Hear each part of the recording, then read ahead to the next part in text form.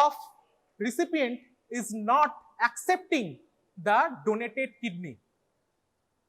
Lots of study, lots of interventions are giving during the transplant period, but still this kidney is not going to function in recipient.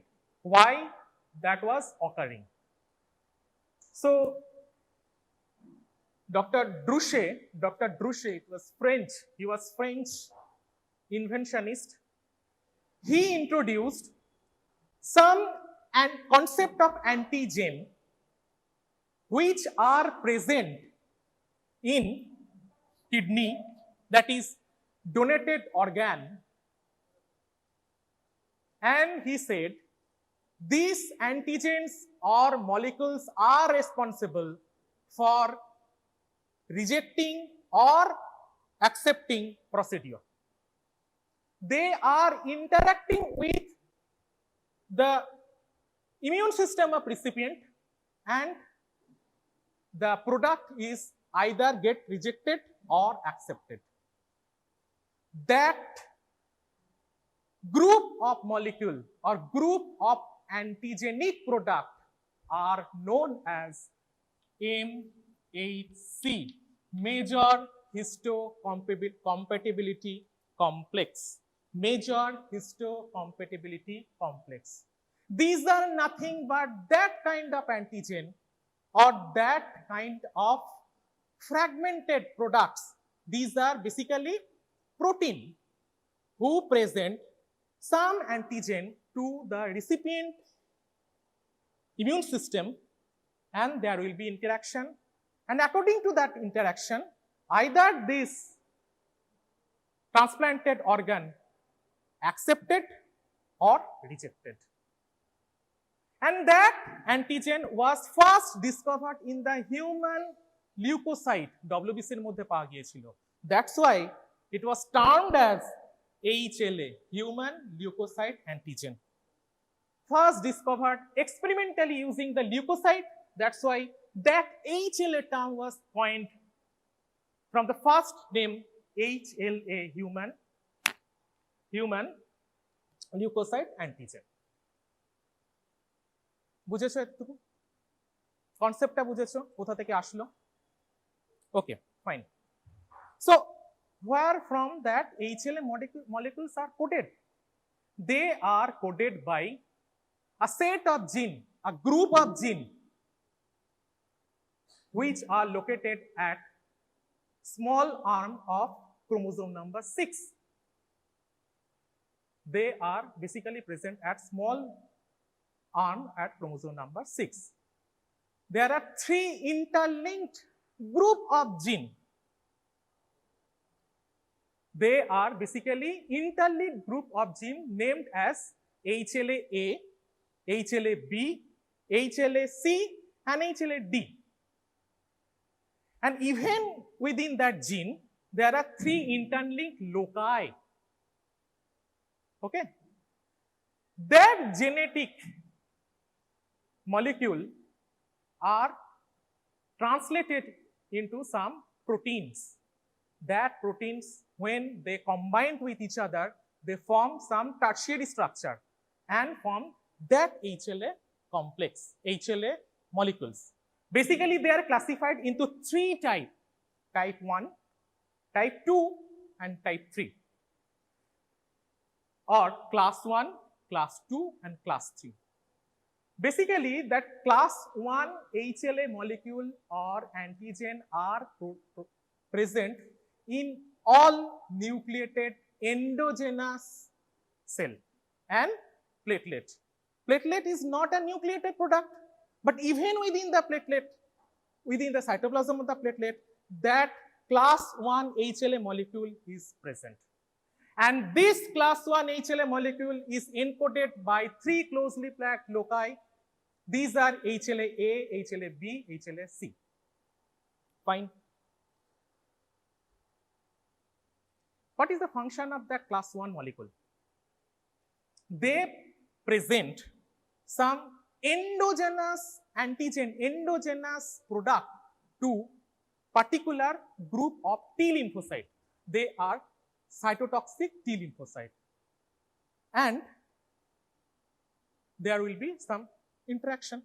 So any class 1 molecule present their antigen into cytotoxic T lymphocyte, and accordingly they have important role, as I told earlier, of course in graft rejection, and that cytotoxic T cell, what is the main function of cytotoxic T cell? T cell mediated damage of any product, any virus infected cell or any tumor cell. So they have a role in killing of virus affected or tumor cell. Fine. If I go through the structure of class 1 molecule, basically they are having 8 to 10 amino acid. There are two chains.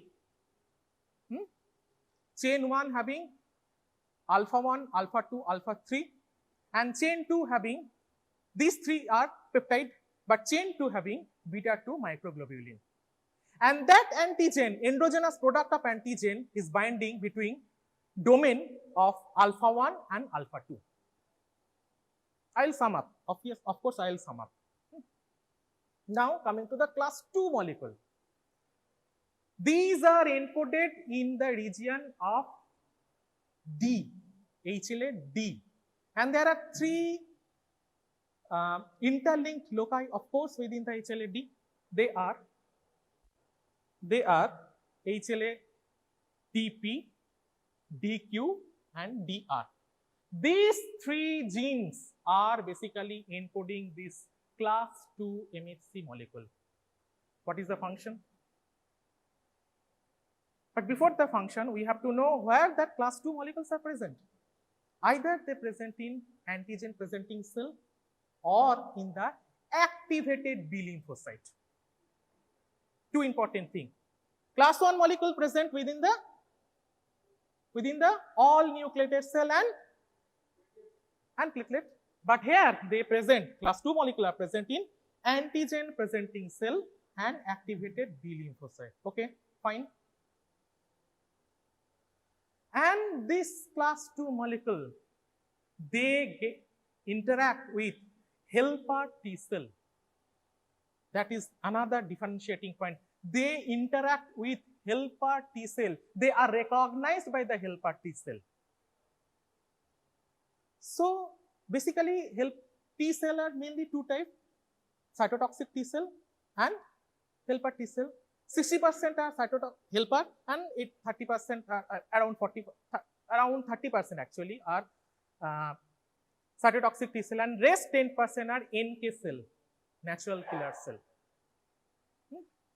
So that cytotoxic T cell interact with the class 1 molecule, and helper T cell, CD4 plus T cell interacting with the class 2 molecule. Please remember this point. They also have the two chains, peptide chains, 2 alpha, that is alpha 1, alpha 2, and 2 beta, beta 1, beta 2. They are interlinked with a non-covalent bond. And the important thing is, this actually they present the exogenous peptide, not endogenous peptide, because they are present within the antigen presenting cell. What is the function of antigen presenting cell? They engulf the exogenous product, exogenous, which is foreign to the human body. So they bind with, there is a domain, see the domain between alpha 1 and beta 1, that peptide binds with, between that domain between alpha 1 and beta 1. And class 3 molecules have no association with the HLA typing and organ transplant, but they are a very important component of complement system like C2, C4, BF, etc. They are basically 21 hydroxylase, heat shock protein 70, tissue necrotic factor alpha. The main function of class 3 molecules, they evoke some inflammatory response. Of course, they are component Basically, they are component. They evoke the inflammatory response, tissue necrotic factor alpha.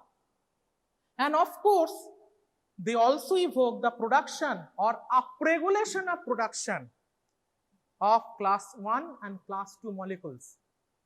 কোথায় জানো? 4 important structure. Upregulation of class 1 and class 2 molecule at the time of inflammation in 4 important structure. Renal tubule,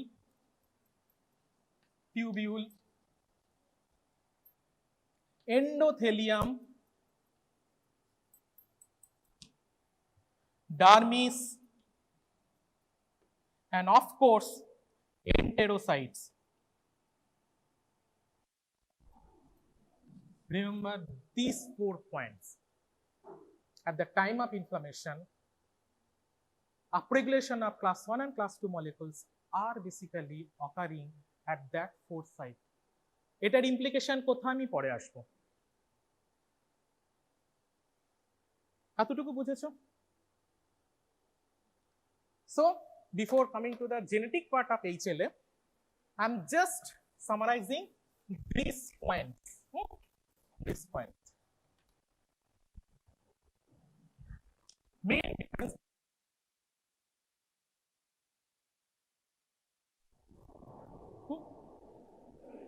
There are 8 to 10 amino acid in each chain, but basically there are 10 to 12 amino acid in each chain.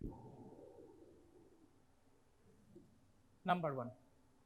Second point is peptide is binding between a domain of alpha 1 and alpha 2, between a domain between alpha 1 and alpha 2. But here alpha 1 and beta 1. Fine. Third, they present in all nucleated cell plus platelet.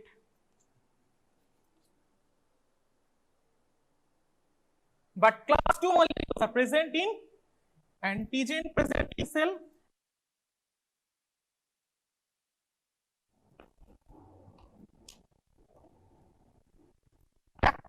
activated B lymphocyte.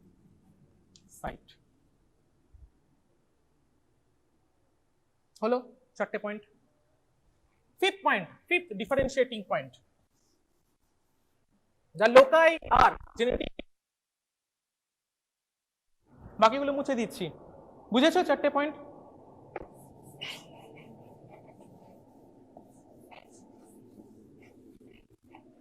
Genetic loci for type 1, HLA A, B, C. But class 2 molecule, the genetic loci are HLA, DR,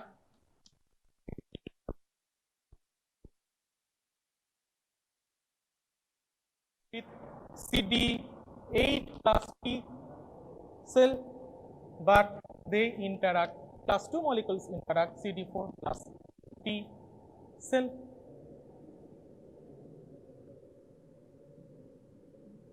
These are main, I think these are main differentiating point.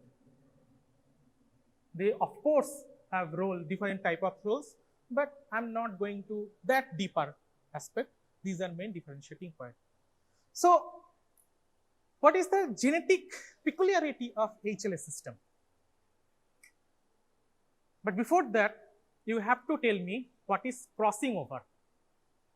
Bolo? At the time of cell division, there is something genetic crossing over. So please tell me what is crossing over. আরেকজন কেউ বলো? Hrithik, Tanvir, please ইয়ার একজন তো crossing ওভারটা বলো।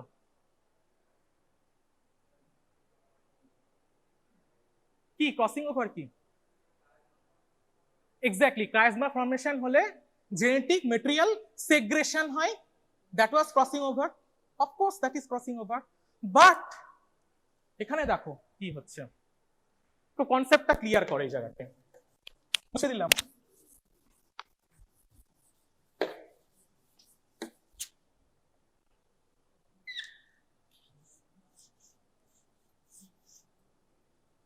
This is 6p, fine. This is 6p. They are interacting with 6p of, this is father, this is mother, 2 allele. Huh? But at the time of chiasma formation, there is no crossing over. In spite of that, the whole 6p, either any four, there is no crossing over. So that whole genetic, I mean not the whole chromosome basically, this whole 6p genetic loci, this genetic loci directly go into the next progeny of chromosome. So there is no crossing over. That transfer of genetic material directly into from parent to child is known as haplotype.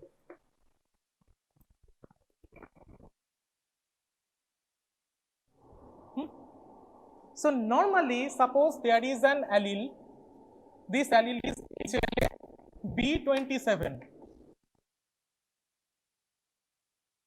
Is coming from father, but normally, but in mother there is no HLA B27. So when it get diplotype, there is association of HLA B27 in one chromosome. This is the important thing. This concept is very important because every chance, every out of 4, that recombination might be 4 type of recombination. So every 1 by 4, that is every 1 out of 4 chances that a particular allele may get transferred from a parent to child. And of course, the same reason why there is every 1 out of 4 chance of 2 siblings having same HLA identity. That is, HLA matching might be 1 out of 4. Concept ta বুঝেছো? Clear হয়েছে ফান্ডা? Direct যাবে. There is no segregation of molecule, genetic molecule. না ওই পুরো মানে লিঙ্কটা direct চলে যাবে, ইন্টারলিঙ্কড লোকাইটা ডাইরেক্ট চলে যাবে। This is the inheritance pattern. Second important characteristic is that genetic loci have some different alteration in the nucleotide sequence, and that alteration is responsible for high pleomorphism of geneticity. And as it is highly pleomorphic gene, the antibody against each genetic product might be different, might be similar.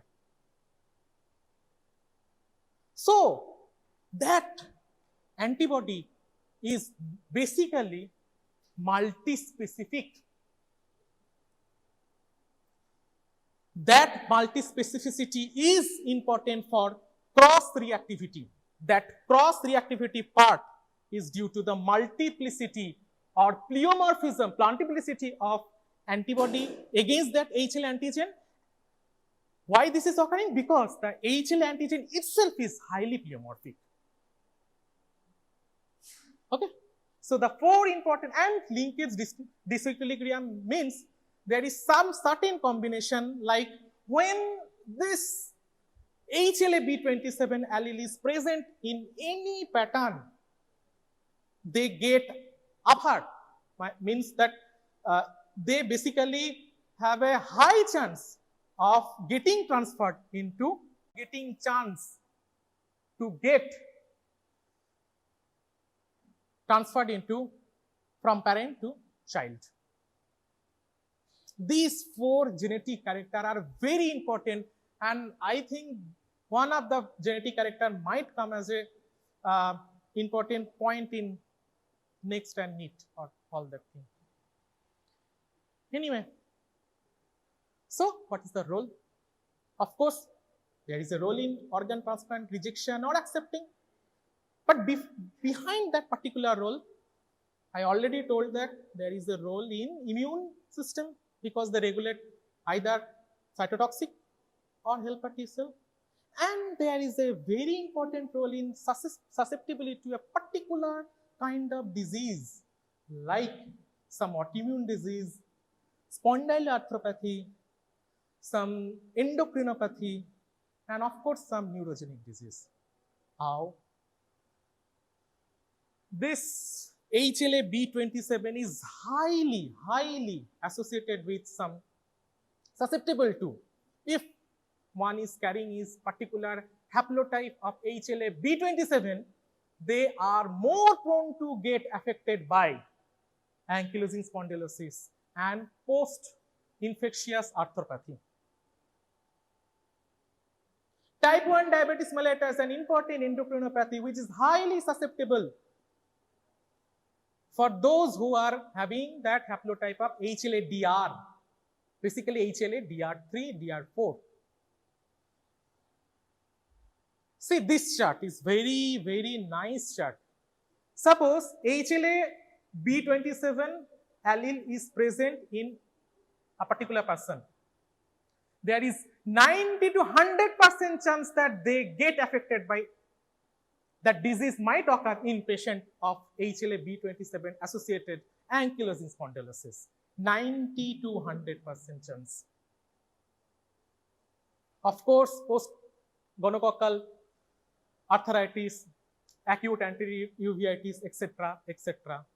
But the chance or relative risk are lower.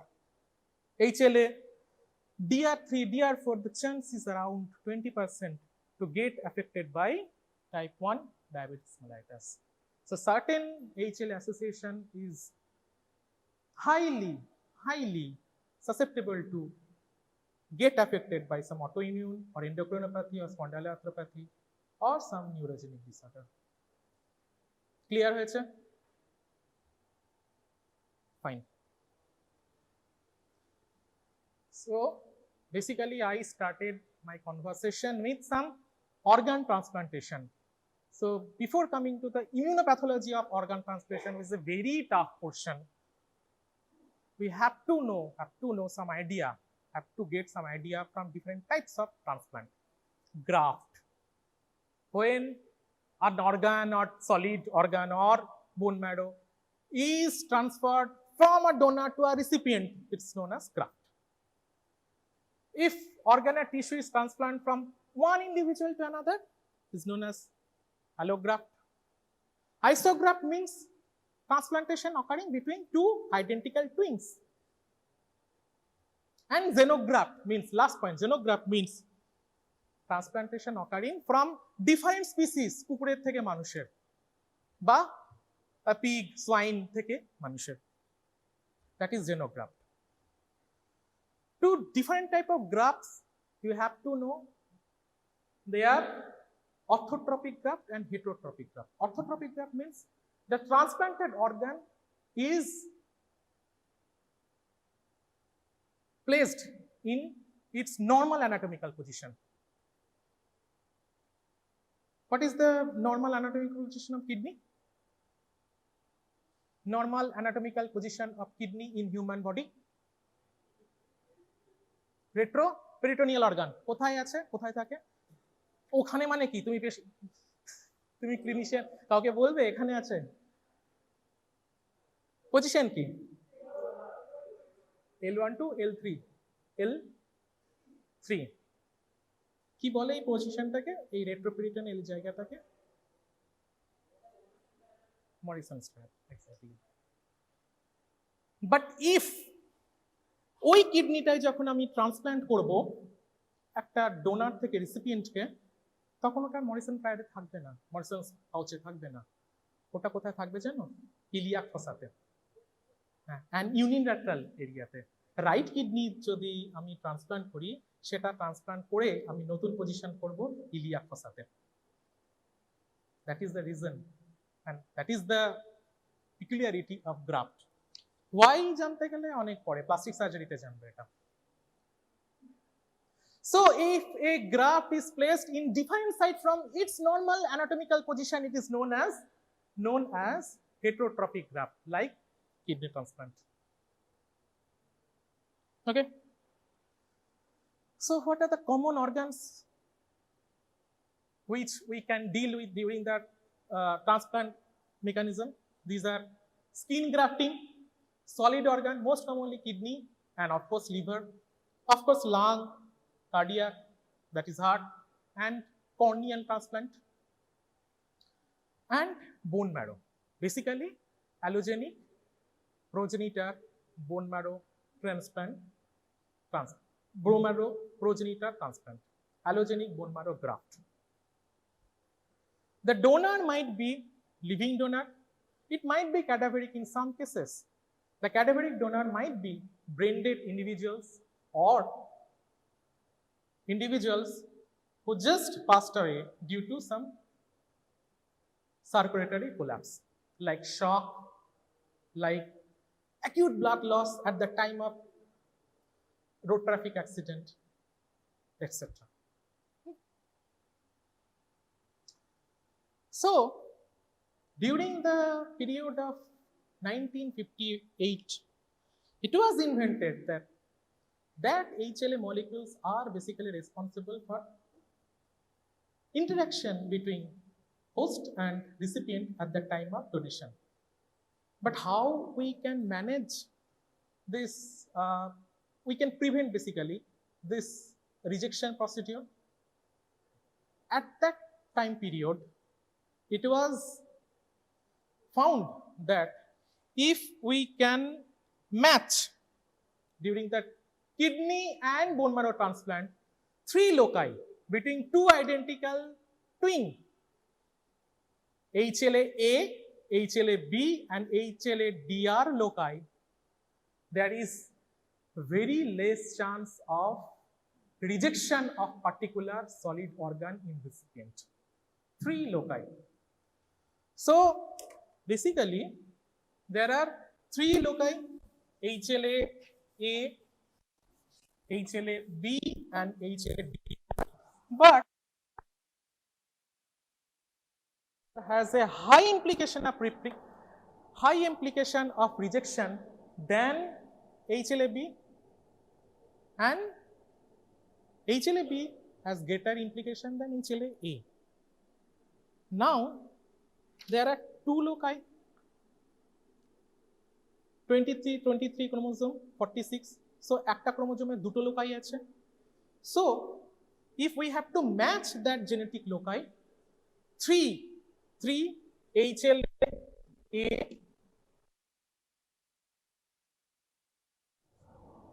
and each loci has a subset on another site. So, we have to match 2, 2, and 2. Total 6 genetic loci.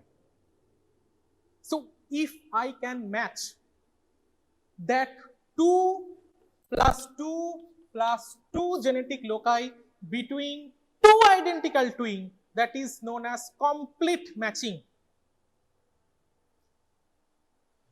The score will be 6/6. Suppose one loci of one twin is matched, but another loci is not matched. So the score will be 1, and rest 2 loci of both 2 loci, rest 2 loci of B, suppose B and D are matching between 2 identical twin. The score will be total 5 by 6. So it is found statistically that if that 2:2:2 matching between two identical donors occurring before the transplant, there are 17% lesser chance to get rejected even after 10 years of transplant. In respect of what? In respect of if there is no matching at all. বুঝেছো? Clear হয়েছে আইডিয়াটা? আগে বলো জোরে জোরে please. 5/6 suppose একটা লোকাই match করেছে, এই দুটোর মধ্যে একটা লোকাই ম্যাচ করেছে। One loci is matching between two identical donors, but another is not matching that portion, that contralateral genetic loci of that another contralateral site is not matching. One haplotype is get matched, another is not matched. That score will be 0. এভাবে scoring করা হয় basically, HLA typing এ scoring এভাবে করা হয়। You should know the deeper aspect of HLA typing, what are the methods and how the scoring is getting done, exactly, etc., etc. That is MD level portion.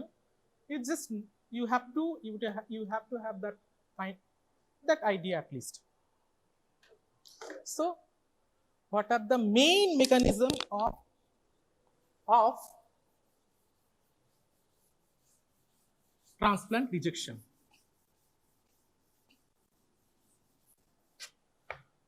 Two important lymphocytes are acting as an immunopathological portion, either B, either T. And that rejection, basically, concentrate on my point, that rejection of solid organ transplant is classified according to the time of rejection. According to the time of rejection, it is basically hyperacute,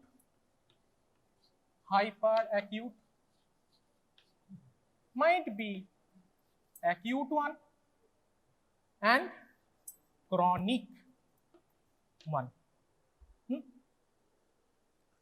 That hyperacute is within few minutes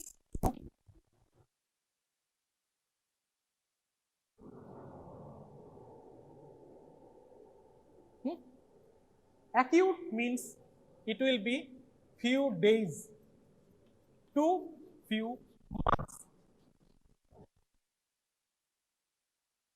Rejection will be occurring months to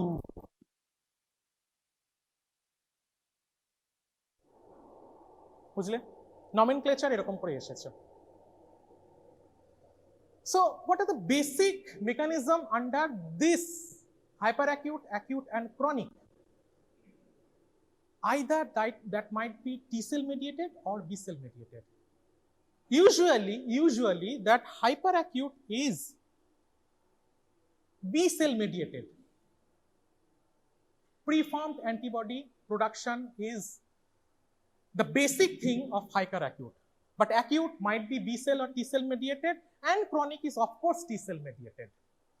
So if I gist up all these things, the mechanism mainly acute T cell mediated, acute antibody mediated, antibody ke production korche B lymphocyte. So basically these are acute antibody mediated. So antibody mediated might be of hyperacute type or might be accelerated acute antibody mediated type, and the last is chronic vasculopathy. Why vasculopathy? পরে আসছি। Now see this flow chart mainly try to understand that flow chart.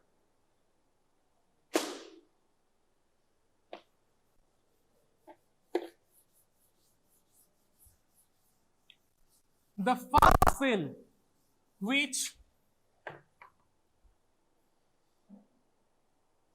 is implicated during the rejection is lymphocyte, T lymphocyte. Okay. So the T lymphocyte either activated in two pathway, either direct pathway or indirect pathway. So suppose it is direct pathway.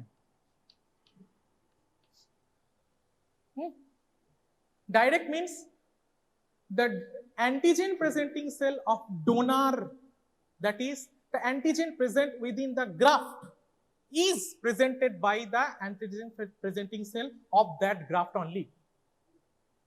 বোঝা গেছে? ওই গ্রাফটের মধ্যে যে antigen আছে সেই antigen will be presented by antigen presenting cell of that graft only. So the starting nemesis is antigen presenting cell of donor. They interact either with CD4 T cell, CD8 cytotoxic T cell via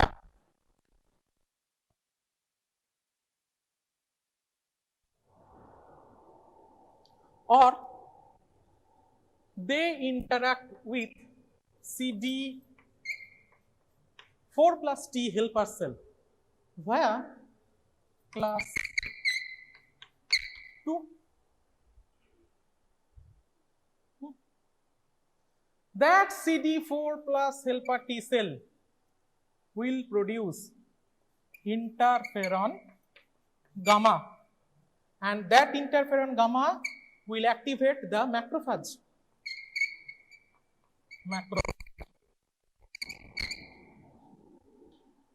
Macrophage gets activated.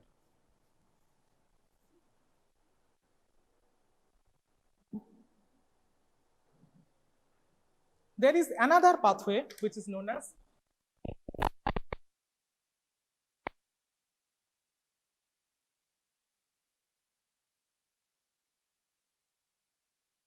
the antigen presenting cell of recipient get activated. Donor antigen means HLA.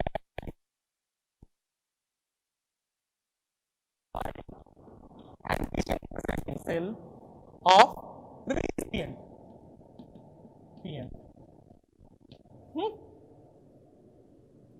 So this antigen presenting cell of recipient either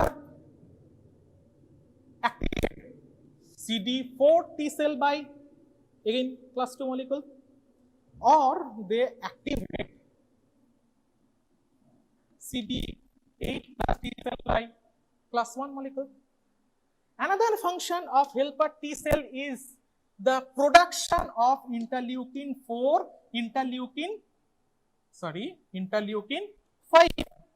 and this interleukin 4, interleukin 5 will activate the B lymphocyte to produce plasma cell. So basically this interleukin 4 and interleukin 5 will activate B lymphocyte. So mainly তিনটে effect হচ্ছে দেখো, either CD4 plus T cell directly causing damage to the cell, or they are activating the macrophages via CD4 plus T cell, that is helper T cell, or helper T cell activate P lymphocyte. So subsequently, basically, এটুকু বুঝেছো? Okay, fine. Subsequently, the thing is, there are 4 things is occurring.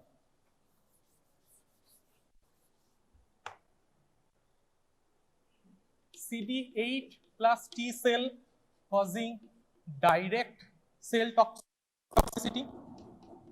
toxicity. CD4 plus T cell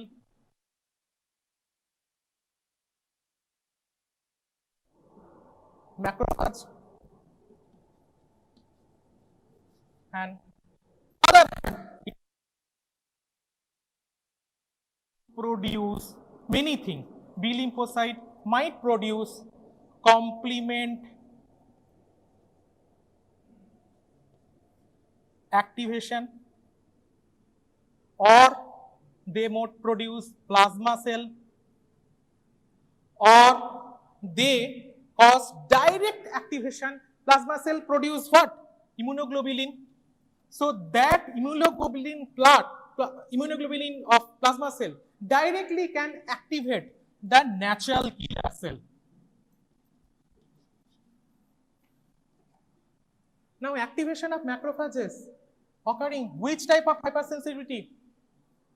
Activation type 4 hypersensitivity. This is type 4 hypersensitivity. Activation of natural killer cell and directly killing of any virus affected or any cell by natural killer cell via the immunoglobulin, that is antibody, is known as antibody dependent direct killing, which is nothing but type 3 hypersensitivity. Clear? Type 3 hypersensitivity. And of course, it has an implication also in type 2 hypersensitivity. And this complement binding with antigen antibody complex and activate the complement cascade in downstream. They are directly acting on the surface of cell. So which type of hypersensitivity is this? Type 2 hypersensitivity. Clear holo ki hypersensitivity involved korche? So basically, if I gist up all these things,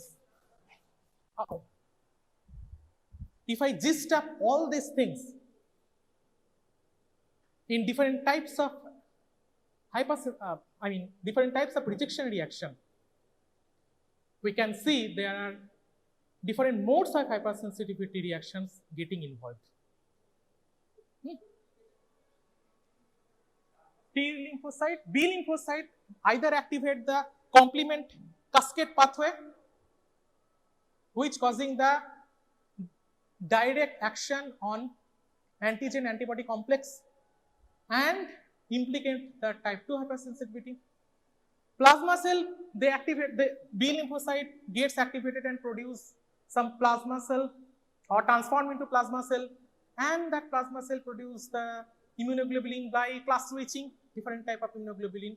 That immunoglobulin will bind with Fc receptor of natural killer cell, and that natural killer cell will damage the affected area via antibody mediated accelerated damage, which is either type 2 or type 3. And of course, CD4 plus T cell activate the macrophages, which is nothing but delayed type or type 4 hypersensitivity reaction. So, if I gist up, see, T cell mediated indirect effect, they cause damage either by cytotoxic or CD4 plus T, CD8 plus T cell direct damage, or they cause activation of CD4 plus T helper cell, that is known as delayed hypersensitivity reaction, which is most commonly implicated in chronic type. It is either cytokine production via interleukin 1, interleukin 4, these are cytokine productions, or tissue necrotic factors. These are activated, these are occurring due to activation of CD4 plus T cell, and of course, they causing the production of activated macrophage, that is delayed type of hypersensitivity reaction. So, directly coming into, and now B cell, কি করেছিল B cell? One হচ্ছে preformed antigen, hyperacute এ কি হবে?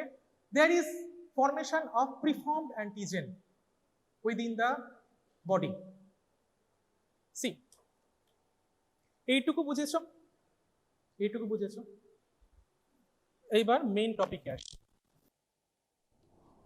acute and chronic. means hyperacute,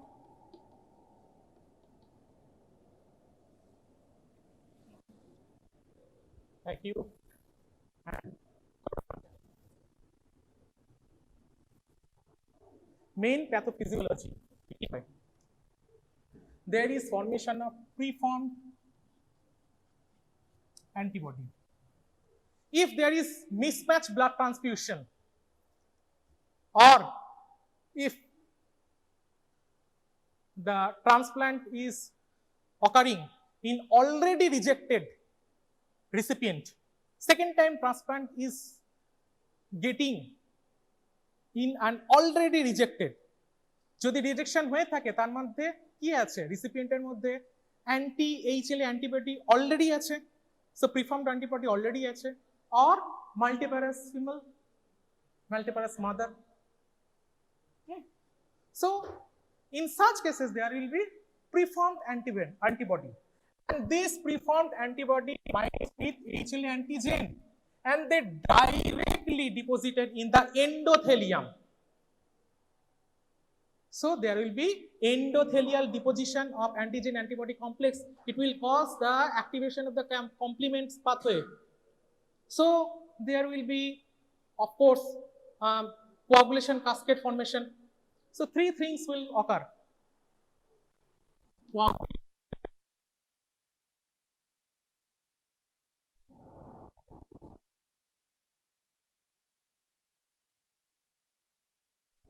Or this antigen antibody complex directly damage to the endothelial cell.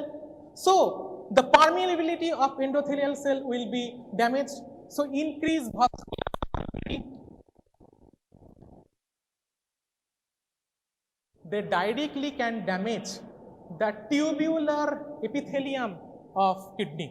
So tubular epithelial damage.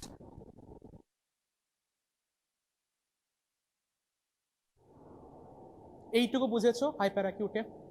And which kind of hypersensitivity reaction is? This is type 2 hypersensitivity reaction. Fine. Second, acute type. Acute is mostly two type. One is accelerated antibody mediated, which is occurring 1 to 5 days. Accelerated antibody which is occurring 1 to 5 days. কি হচ্ছে এখানে ওই B লিম্ফোসাইটের activation দেখিয়েছিলাম. So the subsequently there will be either complement dependent cytotoxicity or antibody dependent cytotoxicity, or there might be an inflammatory response, or this is mediated B lymphocyte, this is mediated by B lymphocyte, or after 5 days, that is 5 to 10 days, acute T lymphocyte mediated injury.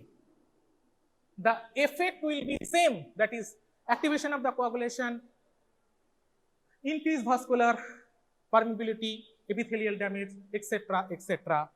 So if it is B lymphocyte mediated, the hypersensitivity reaction will be type 2 hypersensitivity. But if it is T lymphocyte mediated, that is helper T cell, and it will causing the activation of the macrophages, it will be type 4. And of course, these antigen antibody complexes are depositing away in other area and gets deposited and causing the fibrinoid type of necrosis and other things. It might be also type 3 hypersensitivity reaction. And what is the chronic type? Chronic type is mainly chronic. So অনেক দিন পরে হচ্ছে. It is mediated by T lymphocyte.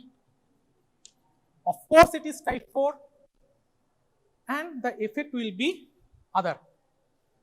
So কি দেখা যাচ্ছে kidney ট্রান্সপ্লান্টে কি দেখা যায়? Acute, chronic, hyperacute. Look at this point. This is glomerulus.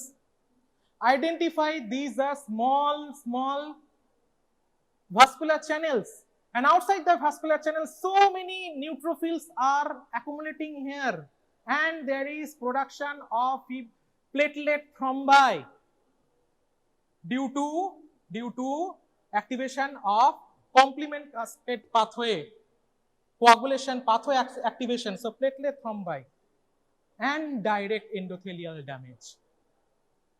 The kidney appears just within the 5 to 10 minutes of transplant. The kidney will look like cyanotic, নীল হয়ে গেছে, পেল, flaccid, normal, টার্জিট ভাবটাই নেই, এবং চুইয়ে চুইয়ে ওর যে রিনাল আর্টারি যার সঙ্গে মানে অ্যানাস্টোমোসিস করা হচ্ছে তার থেকে ব্লাড বেরোচ্ছে, এরকম দেখা যাবে। And this is fulminant irreversible condition. Accelerated acute type 1 to 5 minutes, 1 to 5 days after transplant. It is mediated by activated B lymphocyte, and the effect will be same.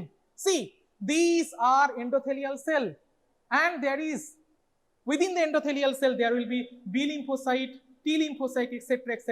There will be tubular damage also, endothelial injury, and tubular damage of kidney. And of course, there will be activation of type 3 hypersensitivity. That's why there will be fibrinoid necrosis, as I told. Okay. Acute rejection within 5 to 10 days. It is mediated by T lymphocyte, and of course, T lymphocyte causing the sensitization of B lymphocyte.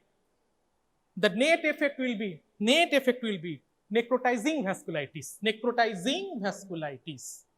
আমরা যখন সিস্টেমিকে আসবো তখন fibrinoid vasculitis, necrotizing vasculitis, delayed type of hypersensitivity vasculitis, এগুলো সব তোমাদের জানতে হবে। And chronic type, repeated small infection is occurring in a huge amount, and a huge period of time and a huge amount. So they are causing obliterative intimal hyperplasia.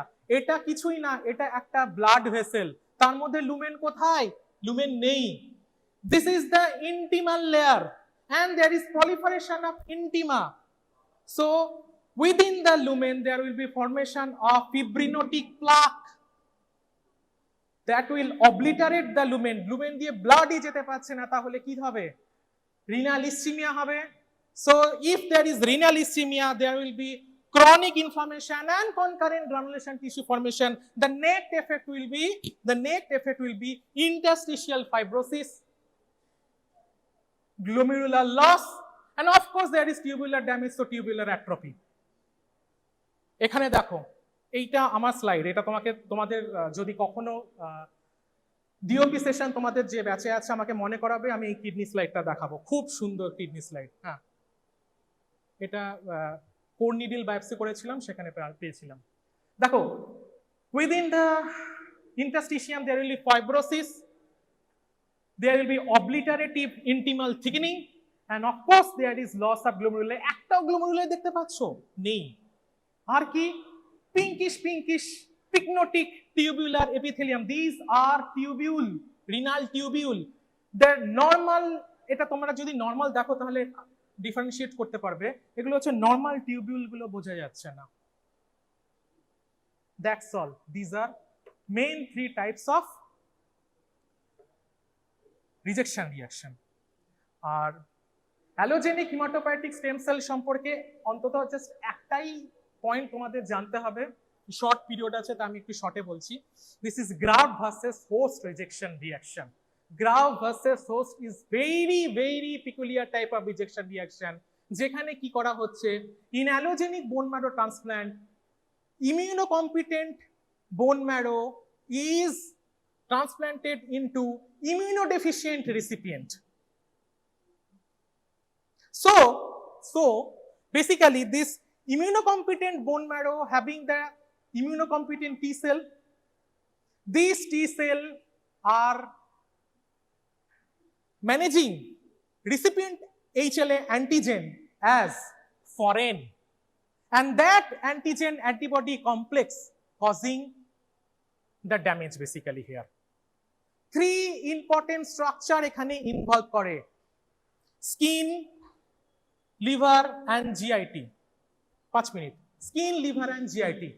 একদম আগে বলেছিলাম শুরুতে যে at the time of information there will be upregulation of class 1 and class 2 molecule in 4 important structure. Renal tubule, দেখো বারবার damage renal টিউবিউলে হয়েছে। এখানে কি হচ্ছে, জিভিএইচটি তে হচ্ছে কি, যখন রিসিপিয়েন্টের ড্যামেজ হচ্ছে তিনটে এরিয়াতে, স্কিনে হচ্ছে, লিভারে হচ্ছে, জিআইটি তে হচ্ছে। যদি acute condition হয়, that is that graft versus host disease is occurring within 21 to 80 days, this is acute. And if it is occurring insidious, if it is insidious is onset, it is chronic 80 to 100 days. Initially কি হবে, there will be hepatitis, dermatitis in skin, hepatitis in liver and enteritis in GIT.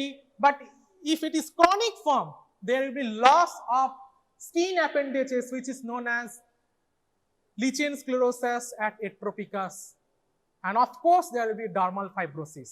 Second, liver e jodi hoy vanishing bile duct syndrome, tomra medicine e surgery te porbe eta, and cholestasis. And of course if it is GIT, initially there will be shedding, but if chronic inflammation is occurring, that will cause esophageal stricture formation.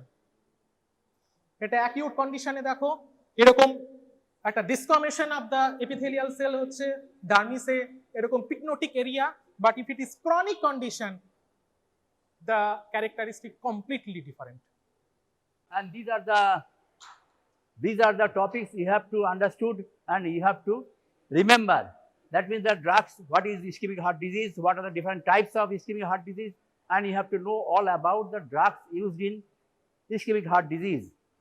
And lastly, that is the drug treatment of stable different types of angina, that is a stable angina, variant or pre-incidental angina, unstable angina, and the myocardial infarction. So these are the subtopics or SLO of today's class. Now you can see that, can you see a 50-year-old hypertensive patient complaining of heaviness of chest while he was jogging in the morning, which was subsided on taking rest. He was then went to a physician, and at that time his BP was 160/100. Resting ECG reveals negative T wave in lead 2 in certain leads, and he gave history of similar episodes earlier also. What is the diagnosis? The diagnosis, the patient is suffering from, without going to the specific disease or specific illness, the today's I will start, that is I will stamp it as ischemic heart disease. Now, what are the determinants of myocardial oxygen? Can you say, from your knowledge of physiology, what are the determinants of myocardial oxygen consumption? What are the triad? Kiki, number 1, what are the determinants of myocardial oxygen consumption?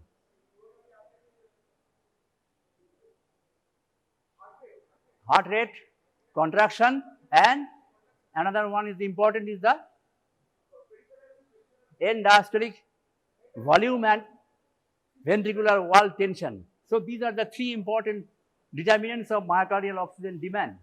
Now what is ischemic heart disease? It is a disease or condition where there is inadequacy of blood supply and oxygen to a part of the myocardium. And in maximum cases the pathology underlying is the formation of either atherosclerotic plaque, or there might be temporary constriction of the any coronary artery. So this is the what is ischemic heart disease and what is the main cause. Now coming to the pathophysiology, there are 2. You can see that there is one is the oxygen demand and another is the oxygen supply. There are two limbs of the main pathophysiology. So there must be some imbalance between this myocardial oxygen demand and supply. Now coming to the these are the determinants. You can see that heart rate contractility, and main is the heart rate contractility and the intraventricular tension or end diastolic volume pressure and ventricular wall tension. Apart from these, preload and afterload. So these are the determinants of myocardial oxygen demand, and there are certain drugs which act by affecting these, and supply is mainly by coronary blood flow and the regional myocardial blood flow. Whenever there is any imbalance, there will be ischemia. So you have to remember this, and if you don't know any drug in detail, but if you have some knowledge about the mechanism, so by deriving from this, you can write something about the drug in your examination. These are the different types of ischemic heart disease. I am not going to the detail, so it will take some time. One is the chronic stable angina or the classical angina. Another is the main variety, that is the acute coronary syndrome. It includes unstable angina and non-ST segment elevation myocardial infarction. And you can see that there is also acute myocardial infarction with ST segment elevation. And another third one is the vasospastic angina. Another name is the pinch metal angina. Now coming to the classification of drugs. So I have classified in this way drugs for acute attack. Only one drug is there, that is the nitrite or nitrate. Nitrite, short-acting nitrite or nitrate. You can see that these are the, you can see the GTN, that is the glyceryl trinitrate, but you have to mention the route. This is the sublingual route of administration, that is the for acute attack. And another is the long-acting drug, though it is a long-acting drug, but if it is administered by sublingual route, it can be given in acute attack. So isosorbide dinitrate by sublingual route. Next, for prophylaxis. So these are the vasodilators, again the nitrates, short-acting GTN. Here you can use GTN, but not by sublingual route, but by the topical route. And the other are the long-acting drug, that is the isosorbide dinitrate and isosorbide 5-mononitrate.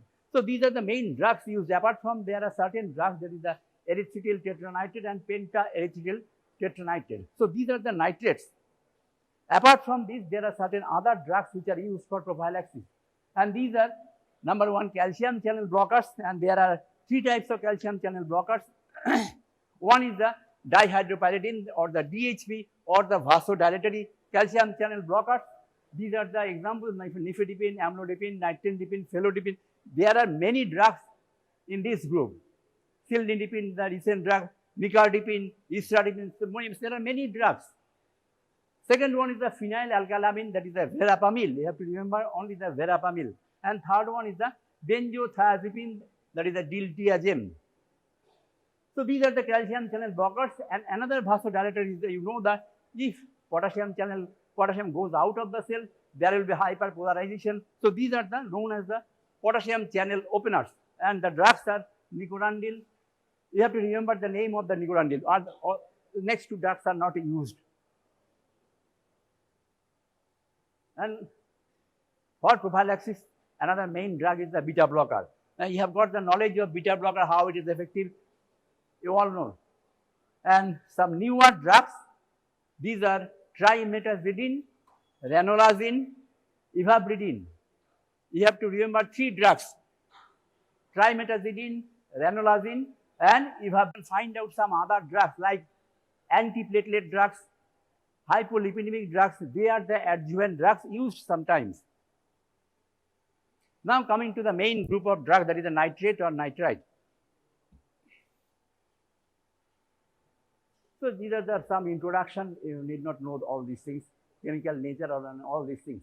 Now, how it acts? How does it act? Do you have any idea? Can you recall how there is contraction of the blood vessel?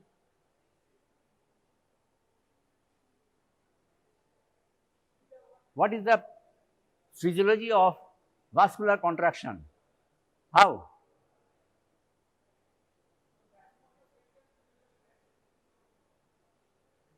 Main ion responsible for contraction is the calcium. Then this calcium bind with what? Huh? You can see that calcium entry of calcium into the cell. It binds with calmodulin. There is formation of calcium calmodulin complex. It will activate the myosin light chain kinase, and that will lead to phosphorylation of the myosin light chain. And this phosphorylation triggers actin myosin interaction. There will be vascular contraction. There will be vascular contraction. So if we can dephosphorylate this, so there will be no contraction and vasodilation. Nitrite and nitrate only does this. How? You can see here, you can see that there is endogenous supply of nitric oxide by this endothelial nitric oxide synthesis. There is nitric oxide, but we are giving nitrate from outside. We are giving nitrates from outside. So these are converted to nitric oxide by some enzyme, that is a sulfhydryl group of enzyme, that is liberation of nitric oxide. And that nitric oxide, it will stimulate the enzyme guanylyl cyclase enzyme, and there is formation of increased concentration of cyclic GMP, and that cyclic GMP dephosphorylate. You can see that dephosphorylate the myosin light chain. So there will be no contraction and there will be relaxation. And you can see there are another drug written here, sildenafil. What it does, it also inhibits the breakdown of cyclic GMP to only GMP. That means if we combine nitrate and sildenafil, so there will be excessive vasodilatation. You have to remember for important drug interaction. Now coming to, these are the nitrovasodilators. Why these are called nitrovasodilators? Because they act by liberating nitric oxide. There are other examples of nitrovasodilators like sodium nitroxide, nitroprusside, all these things. You can see that organic nitrite, there is formation of nitric oxide, and you can see that increased synthesis of cyclic GMP and dephosphorylation of myosin light chain kinase, there will be vasodilatation. Now these in low dose, these vasodilatation only occur in vein, only occurs mainly in vein. So what will be the sequelae of this venodilation? There will be decrease in the preload only, decrease in the preload. If there is decrease in the preload, so venous return will be decreased, so ventricular wall tension will be decreased. So that means there will be decreased myocardial oxygen demand. Decreased myocardial oxygen demand. You can see that ventricular end diastolic volume and pressure, decrease in the myocardial oxygen demand. Sorry. Decrease in the myocardial oxygen demand. So relief of angina. Relief of angina. You can see also there will be decreased myocardial wall tension due to decrease in the venous pressure and size. So that also contributes to the decrease in the myocardial oxygen demand.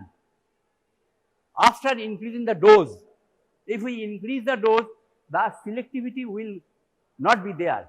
That means they will dilate both the artery and the vein. That is the capacitance vessel, those are the venules, and the resistance vessels, that means the arteriole. Both are dilated. So there will be both decrease in the preload and afterload. That means there will be further relief of angina. So that is the mechanism of action of nitrates. Sorry, there is another term, that is the redistribution of blood flow. Redistribution of blood flow. Now here one question might arise to you. Can we prescribe simply arterial vasodilator in case of angina? Arterial vasodilator. Can? There is one term that is known as the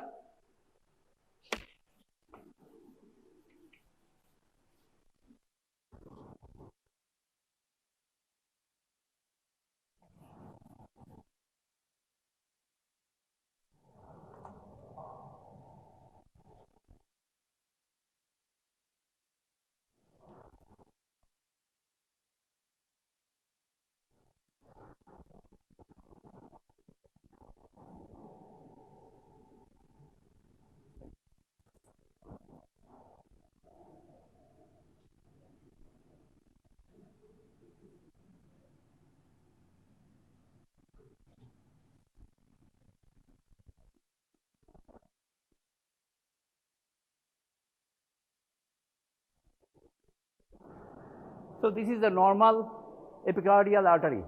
Normal epicardial artery, the caliber is same both here and artery, there will be obstruction. That is the formation of plaque. Yes? Coronary stent. So that is the formation of plaque. What will happen? There will be increased supply of oxygen here, and that is the zone of subendocardial zone of ischemia. Subendocardial zone of ischemia.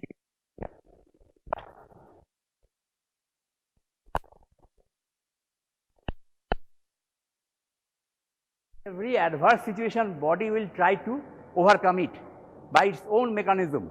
So here also that comes into play, that is known as the auto-regulation. Auto-regulation. By auto-regulation, there will be dilatation of the part only. So there will be blood will be diverted from there to there. So that is the auto-regulation, but this has got certain limit.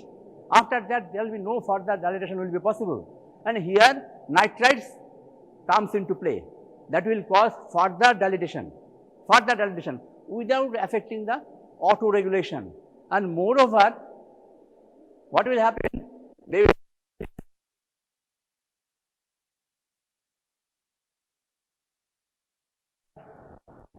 diversion of blood flow, main blood flow from the normal tissue to ischemic tissue. So that is known as the main mechanism. But what happens if we give the arterial vasodilator? That will dilate both under the influence of autoregulation. It is all automatically dilated. So there is no further dilation. So what will happen? More and more blood will go to non-ischemic zone here also. That is the stealing of blood from the ischemic part to the normal part. That is known as the coronary steal. That is seen with the arterial vasodilator. That's why they are not used. And here certain calcium channel blockers can also cause this coronary steal phenomenon. Now coming to the what is the next part of the nitrate action of the nitrate? It will increase the exercise tolerance. And there is fall in blood pressure and cardiac output that will lead to pallor, weakness, dizziness, and activation and compensatory sympathetic reflexes. Though I have told that it has got no action in low dose to the arteriole, but the blood vessels supplying the face, head and neck, there will be vasodilation. So that is the reason why there will be flushing, pallor in the face. Next is the ultimately there will be decrease in the afterload. Major part of the vasodilation will occur, and as a result there will be reflex tachycardia. So these are the features you can see from nitrate or nitrite. So that is the schematic presentation. The same thing has been depicted here. আমাদের অত সময় নেই এখন আমরা করতে পারবো সব বলতে পারবো effect on total and regional coronary blood flow evident in myocardial ischemia relieves angina by relaxant effect of large coronary vessels without impairing autoregulation যা বলেছি আমি এখন decrease in the preload and afterload in high dose both dilatation of the artery and vein increase collateral flow to the ischemic region redistribution of blood relief that will relieve the coronary vasospasm and inhibit the exercise-induced coronary spasm. Now, can you say which drug can cause reversal of coronary steal or the Robin Hood phenomena? Beta blocker. Yes, very good. Beta blocker. It can cause reversing of the blood flow.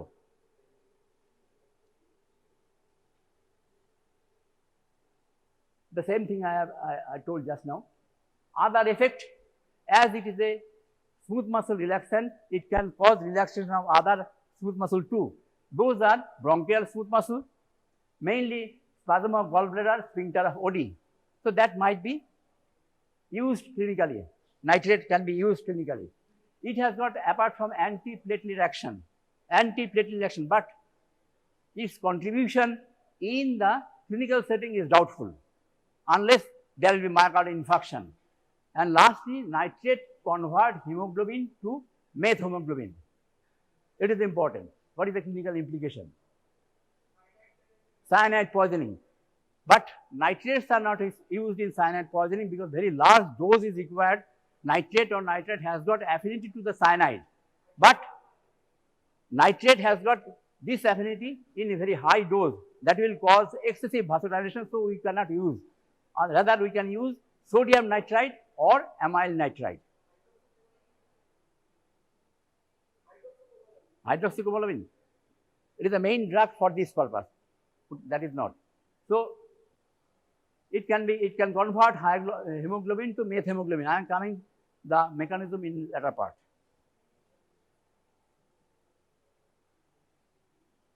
Pharmacokinetics, they are orally absorbed, but undergoes extensive fast pass metabolism. So the oral bioavailability is very less, excepting the long-acting drugs like the isosulfide mononitrate, 5-mononitrate. They are long-acting. May be absorbed from mucous membrane, skin, GIT. Preferred routes are sublingual for acute attack, transdermal for prevention, buccal and oral also for prevention, and it can be used IV as intravenous infusion in certain critical condition, as for example hypertensive emergency, or in case of myocardial infarction, or in case of heart failure, acute heart failure. Metabolized in liver by reductase enzyme.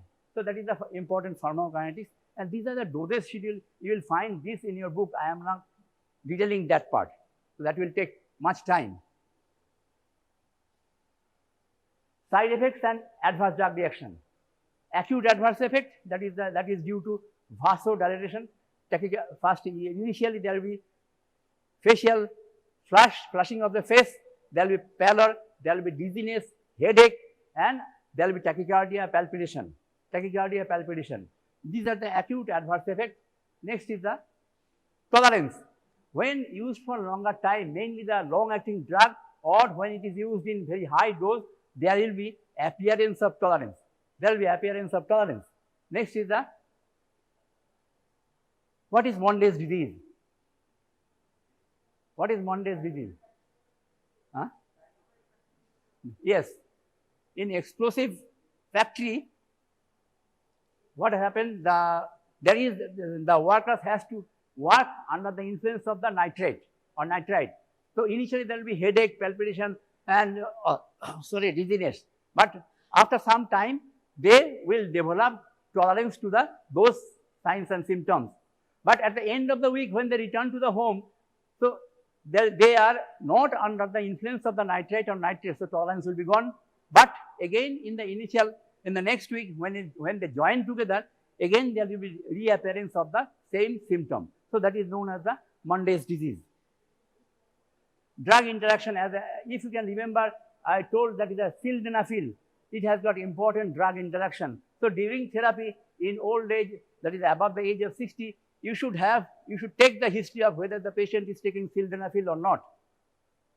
So this one, apart from this, there are some other drug interaction. I am not going to the detail of this. Now tolerance, it may come as a short note. Nitrate tolerance. How it happens? That is the continuous use or the use in a very high dose that will lead to development of tolerance. What is the mechanism? Number one, nitric oxide will not be formed because of exertion of the enzyme, sulfhydryl enzyme. So there will be development of tolerance, no nitric oxide is available, or due to excessive tachycardia, there will be no effect.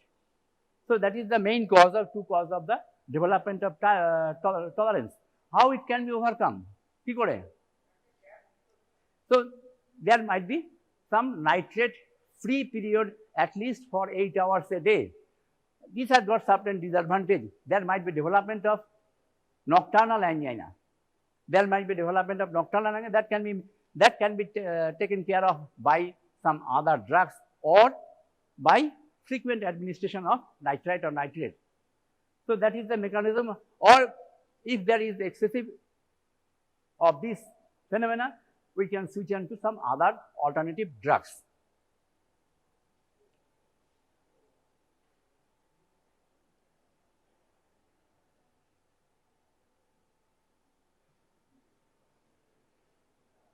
Okay. So this is the nitrate tolerance. It may come as a short note. What are the uses of nitrite, or that is the nitrate? First of all, in acute attack of chronic stable angina, usually the GTN, either GTN or isosulfide dinitrate sublingual is used. And what is the dose of GTN? You have to remember 0.5 milligram tablet.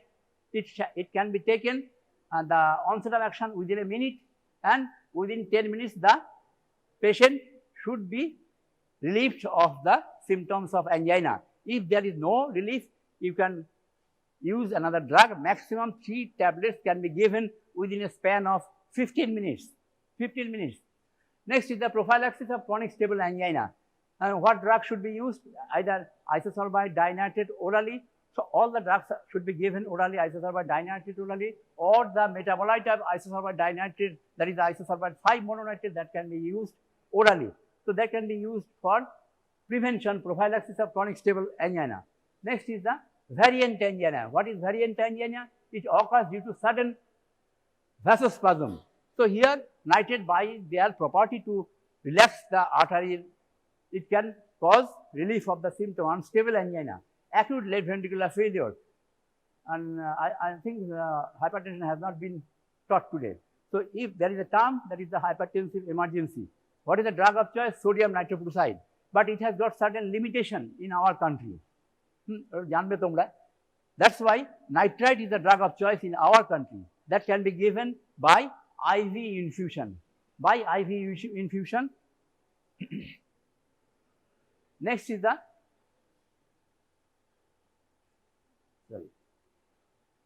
treatment of cyanide poisoning. We are giving amyl nitrate. They have got high affinity to the cyanide part. There is formation of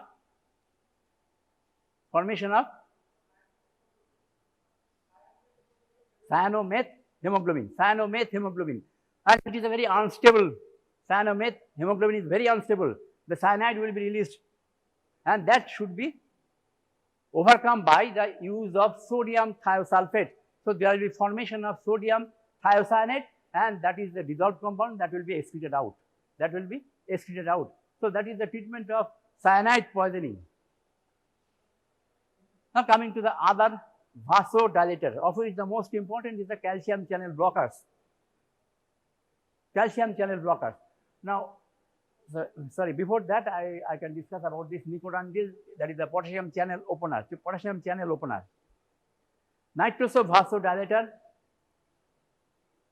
it is a reserved drug in ischemic heart disease, and it acts by activation of the ATP dependent potassium channel. So there will be movement of potassium outside from the cell to the outside. So there will be hyperpolarization and vasodilatation. So there will be decrease in the both preload and afterload. So that is the mechanism how it will helpful in angina. It is administered orally and metabolized in liver. What are the advantages? It can provide some myocardial protection, reduction in the relative risk of fatal and non-fatal coronary events. Now coming to the beta blockers. What beta blockers are used?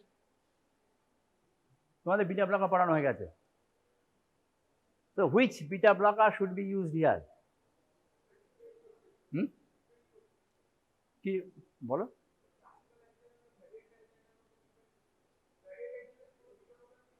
Variant angina kono proshnoi asche na. Either prevention prophylaxis use, unstable angina, and myocardial infarction. What are the beta blockers are used? Mainly the cardioselective beta blockers are used. That is the atenolol, bisoprolol, metoprolol. These are used. Now coming, what they do, or what is the role? What are their roles? Effective in reducing the severity and frequency of attacks of exertional angina. Why? Frequency of exertional angina. They are not helpful in acute attack. Remember it. Don't say that beta blockers are used in acute attack of angina. Next is the improving survival in patient with myocardial infarction, very important. Only drug which can improve the survival rate of the post-myocardial infarct patient. Next is the drug of choice in unstable angina, but here there are certain other drugs, other group of drugs like anticoagulants, they are the drug of choice, they are unstable angina. Next is it is not useful in vasospastic angina. It is never used in, why? Unopposed alpha action, there will be vasoconstriction, so there will be aggravation of anginal attack. What is the mechanism of action? Reduction in the myocardial oxygen consumption, increased flow of both myocardial oxygen demand and supply. You can see that in the left hand, decrease in the heart rate, there will be decrease in the contractility, decrease in the oxygen wastage, and decrease in the afterload. So that will lead to decreased demand, myocardial oxygen demand, and it has got some anti-arrhythmic property. It is useful in myocardial infarction. Next, on the other hand, that is the supply. In supply, you can see that as there is reduction in the heart rate, that will lead to increase in diastole, so perfusion will be better. So increased diastolic perfusion, less exercise in this vasoconstriction, obviously, but you can see here in the collateral part there might be spasm, more spasm. Why? Because systolic ejection time will be increased under the influence of beta blocker. Systolic ejection time, that is the outflow of the drug from the left ventricle, the time will be increased. So ventricle is under the influence of contraction for a longer time. So that will lead to compression of the subendocardial artery, and that will lead to decrease in the myocardial oxygen supply. So in case of supply, so there are certain, some of them are advantageous and some are the disadvantage. So overall there will be both decrease in the myocardial oxygen demand, but supply may be counterbalanced. As a whole, there will be improvement of the anginal attack. So that is what is the role of beta blocker in angina. Therapeutic uses in classical angina, no role in acute attack. It can be used for prophylaxis. Then acute coronary syndrome, it is drug of choice in unstable angina. It is drug of choice in unstable angina. What is unstable angina? Angina occurs at rest and it is of crescendo type of pattern. Acute and crescendo type of pattern. So in unstable angina, and lastly in myocardial infarction. In myocardial infarction, what is the role of beta blocker in myocardial infarction? Number one, reduce the myocardial infarct size, prevent ventricular arrhythmia, which is mainly the cause of fatality in case of acute myocardial infarction, and increase the life expectancy after myocardial infarction. So these are the three things very useful why it is being given in acute myocardial infarction. Now coming to the calcium channel blockers. Calcium channel blocker to padano hai to? Calcium channel blocker padano hai to? Three groups, as I mentioned earlier, there are three groups. What is the action? What is the action of calcium channel blockers? In heart, when the calcium enters, what will happen? There is one inhibitory protein, that is the troponin. It has got inhibitory effect on the heart. Calcium binds with troponin, so the inhibitory effect will be gone. There will be further release of the calcium and that will cause contraction. So in calcium channel blocker, when you use calcium channel blocker, there will be inhibition of contraction because troponin effect will not be there. Troponin effect will not be there. So that is the action on the heart. What is the action on the vascular smooth muscle? Calcium channel inhibition of phosphorylated myosin light chain kinase interaction of actin myosin vasodilation. But nitrinidapine, one calcium channel blocker, nitrinidapine, it has got some nitric oxide, that is a nitrite GTN like action by liberation of nitric oxide from the endothelium. Now, verapamil and diltiazem, they have got the most effect on the heart. DHP has got almost no effect on the heart, whereas verapamil and diltiazem has got less effect on the blood vessel. But we are more concerned why verapamil has got more effect on the heart and why nifedipine, that is the DHP group of drugs, has got almost nil effect on the heart. Why?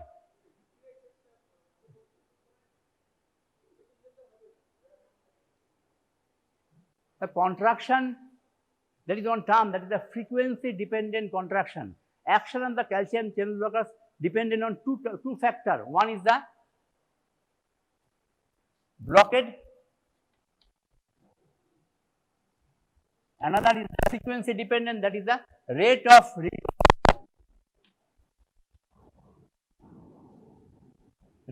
recovery of the blockade action of the channel on the channel. So verapamil has got most effect on this, both these. Yeah.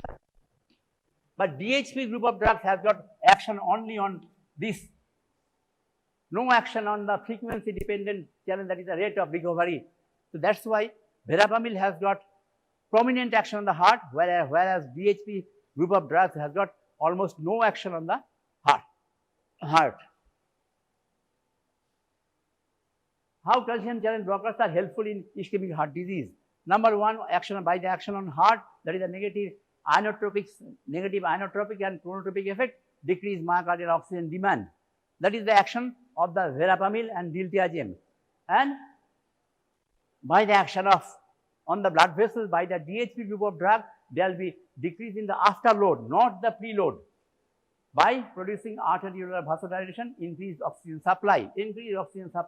Verapamil has got more effect on the heart, whereas DHP calcium channel blockers have minimal effect on the heart. Why? Very stock question, oral. Stock question during oral. And what is coronary still? DHP group of drugs, nowadays they have got minimal role in the treatment of angina. Why? Because of the formation of coronary still. But they have got, when they are combined with beta blocker, or sorry, when they are combined with nitrate, they have got definite role. The same here. Now, there are different types of calcium channel blockers. They are oral absorption, bioavailability differs between the different agents, of which among the DHP, amlodipine is most commonly and widely used. And the stock question, why amlodipine is most widely used amongst the all DHP group of drugs. Now the therapeutic uses of calcium channel blockers. Number one, cardiovascular uses, ischemic heart disease. It can be used in classical angina, that means as prophylaxis of prevention of acute attack. Next is the pre-instrumentals or vasospastic angina.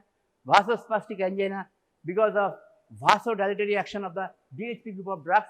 It can be also be used in unstable angina. Can also be used in unstable angina. Next is they are used in hypertension, in cardiac arrhythmia, mainly the PSVT, paroxysmal supraventricular tachycardia, atrial flutter. In this condition they are used. And subarachnoid hemorrhage. Only one drug, that is the nimodipine, the drug can be used in subarachnoid hemorrhage. Why? Because they have got the specific action on the meningeal blood vessel. Whenever there is hemorrhage, body will try to minimize the hemorrhage by constriction, vasoconstriction. That will lead to ischemia of the part which are being supplied by that branch. So there will be tissue anoxia, there might be death of the cell. That can be overcome by the use of nimodipine. What are the other uses? Premature labor, like that of beta-2 agonist. It can be used in premature onset, for the prevention of premature onset of labor. Next is the prophylaxis of migraine. What are the other drugs used in prophylaxis of migraine? Propranolol, beta blocker.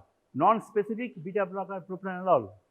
Next is the esophageal achalasia. So these are the uses of calcium channel blockers, and you will learn in detail when you will be taught about the calcium channel blockers. What are the side effects?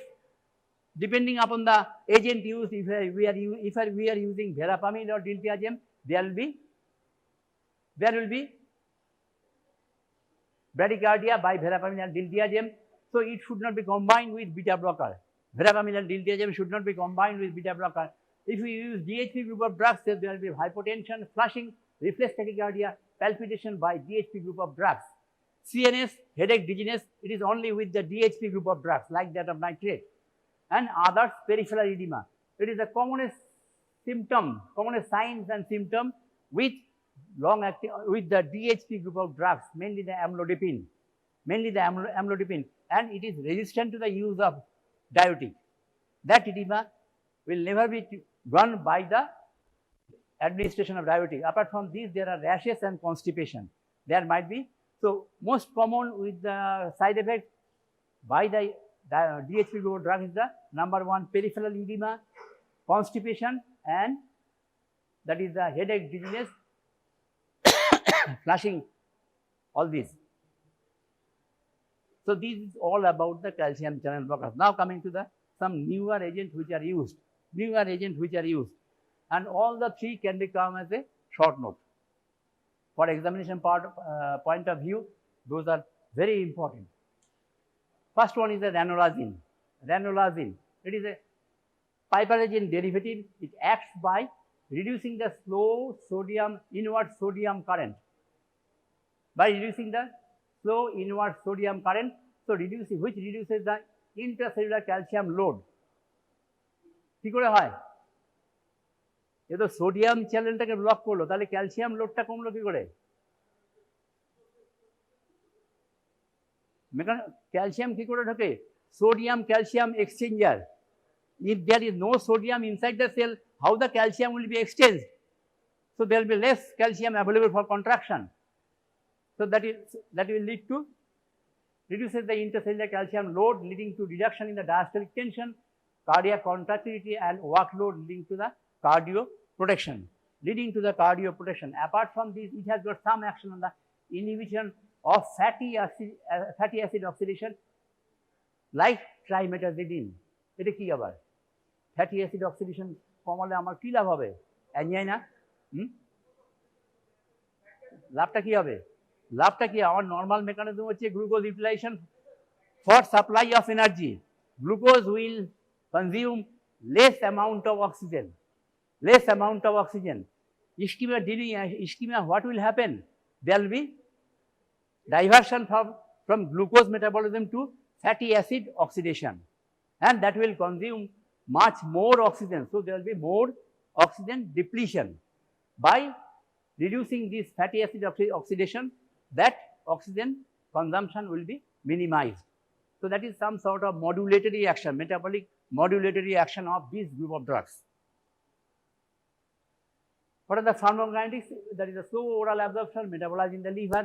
Advantage, does not affect or has got no effect on blood pressure, heart rate, and inotropic state. Reduces the incidence of ventricular arrhythmia, and another most important is that it can reduce the hemoglobin A1C. That is it is very helpful if the patient is diabetic. It is effective in refractory angina. That means in classical angina, when the beta blockers, calcium channel blockers, nitrates does not or cannot produce the beneficial effect, in that case we can use this ranolazine. What are the disadvantages? It can prolong the QT interval. What are the drugs that might cause prolongation of the QT interval?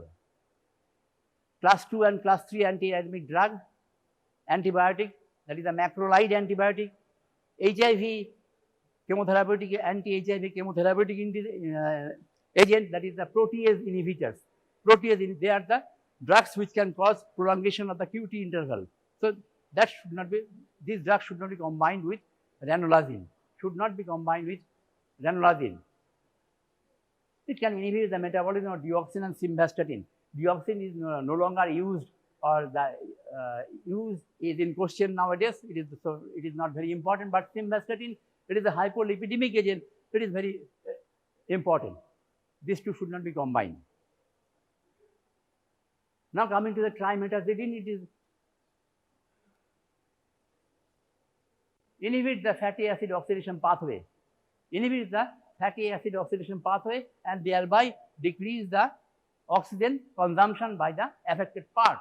So useful only in stable angina, stable angina. So that is the trimetazidine. Trimetazidine, it is available as 20 milligram tablet 3 times a day. 20 milligram tablet 3 times a day. Next is the ivabradine. What is that? Direct bradycardiac agent. Direct, very important, direct bradycardic agent. How it is helpful? Now it is the phase 4 depolarization. Its action is on the phase 4 depolarization, that is the pacemaker current. It can inhibit the pacemaker current. And what will happen if we inhibit the pacemaker current? SA node will be affected. So the firing of SA node will be affected and the conduction of AV node will also be affected. Selective late sodium channel blocker reduces the cardiac rate, diastole is prolonged, efficacy similar to calcium channel blocker and beta blocker. Similar to calcium channel blocker and beta blocker. What is the disadvantage? As you can see, that bradycardia. So it cannot be administered in a patient. It can be administered only the patient having sinus rhythm. That is if the heart rate is more than 60, only in that case we can use these drugs. And another is the visual disturbances. You can see the luminous phenomenon. The patient can be seen, will see the object in a very brighter way. Why? Because of this channel. It is known as the HCN channel. It is known as the HCN channel. In the retina, this type of channel will be there. So there, as an effect or side effect, there will be visual disturbances. That is a luminous phenomena. Patient should be given 2 drugs, 3 drugs, actually 3 drugs. What is that? Number 1, aspirin. Number 1, aspirin, low dose aspirin. So, aspirin. Low dose, that is the below 365 milligram. That should be chewed, not swallowed. That should be chewed. One is the aspirin, another is the nitrate, GTN, sublingual route. And third one is the morphine. Moxidine, obviously, nitroglycerin. Injection morphine sulfate. What is the dose? 10 milligram intravenous route.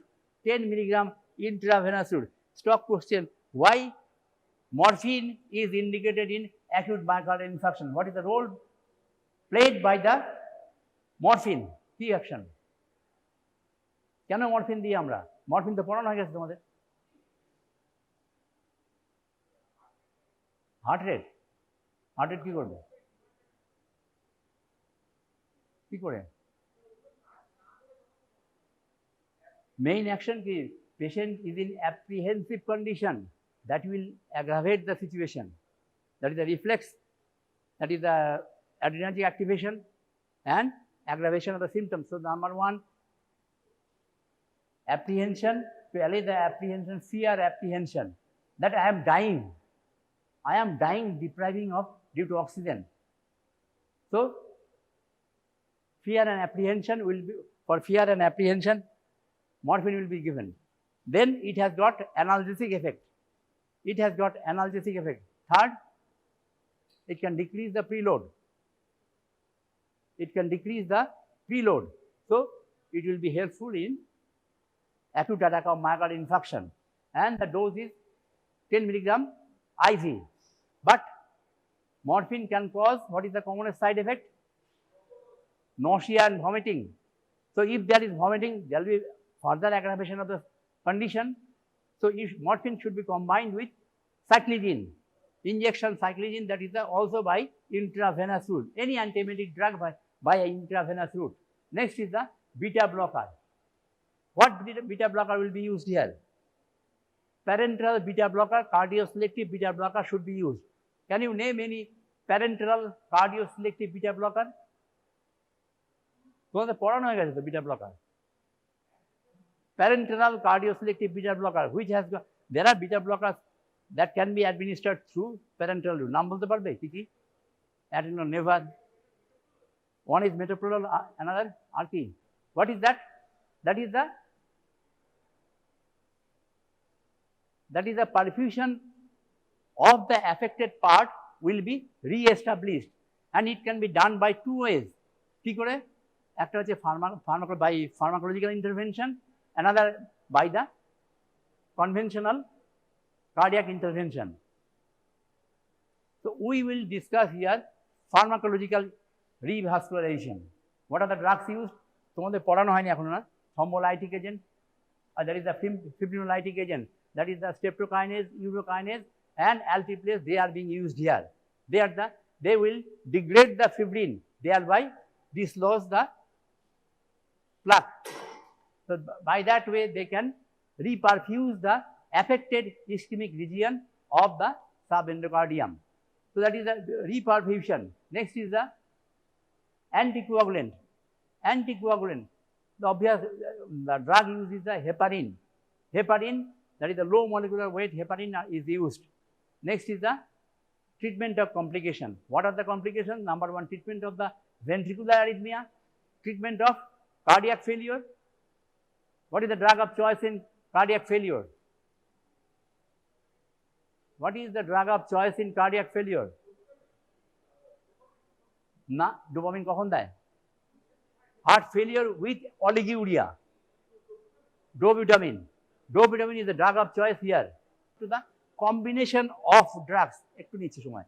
Combination of drugs. কি কি drug আমরা combine করতে পারি? Number one, nitrite can be combined with calcium channel blocker. Is it beneficial? Beneficial. And you have to deduce why they are beneficial, why the combination is beneficial. Why the combination is beneficial? DHP যদি use করি coronary still হবে, but if we combine with nitrite, so incidence will be much less. Next is the nitrate plus beta blocker, ideal combination.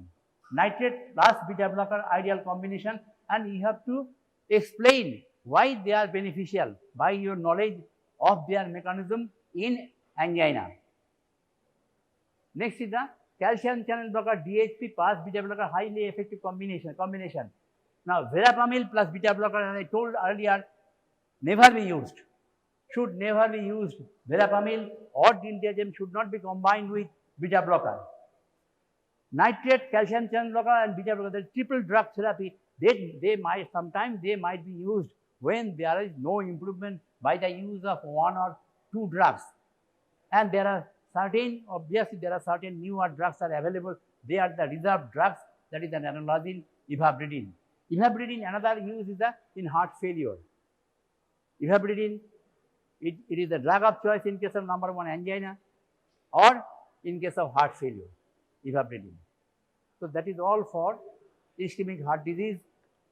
Smear is known as erythroblastic reaction. In such cases, the total leukocyte count might be normal, but the bone marrow examination is way more important to know the underlying mechanism or underlying etiology of erythroblastic reaction. Usually, it is seen in hematological malignancy. Most importantly, in myelofibrosis, erythroblastosis fetalis, lymphoma, and myeloma. Also, it is found in infectious causes like miliary tuberculosis and metastatic deposit of different type of carcinoma, different type of lymphoma, sarcoma in bone marrow.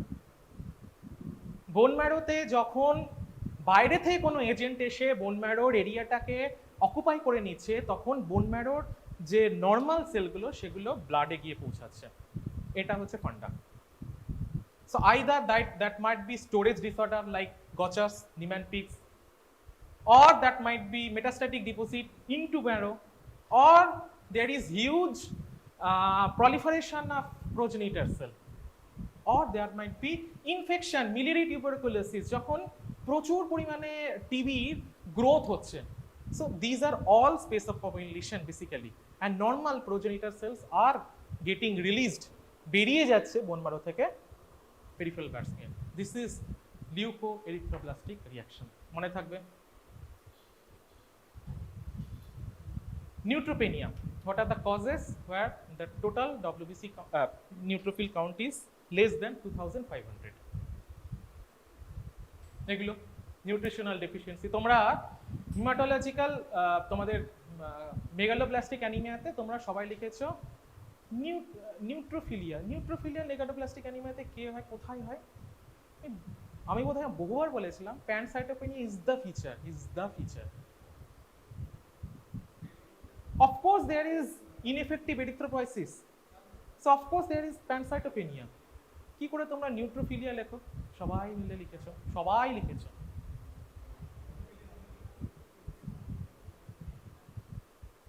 Anyway, so any kind of nutritional deficiency like iron deficiency, folate deficiency or vitamin B12 deficiency, one of the causes is neutropenia. Or if there is aplastic anemia, different type of drugs, infection like typhoid, brucellosis, malaria, AIDS, and of course the tumor infection like myelofibrosis. So in such cases there is decreased production of neutrophil, and there are some other causes where increased destruction of peripheral destruction of neutrophil, like in organ where there is splenomegaly, sequestration of different hematological cell within the spleen, or autoimmunity, self আজকেই পড়ালাম self MHC molecules are destroyed by immune system, normal cellগুলো damage হয়ে যাচ্ছে, and of course different type of drug reaction, like these drugs are acting as hapten and causing the damage to the bone marrow cell.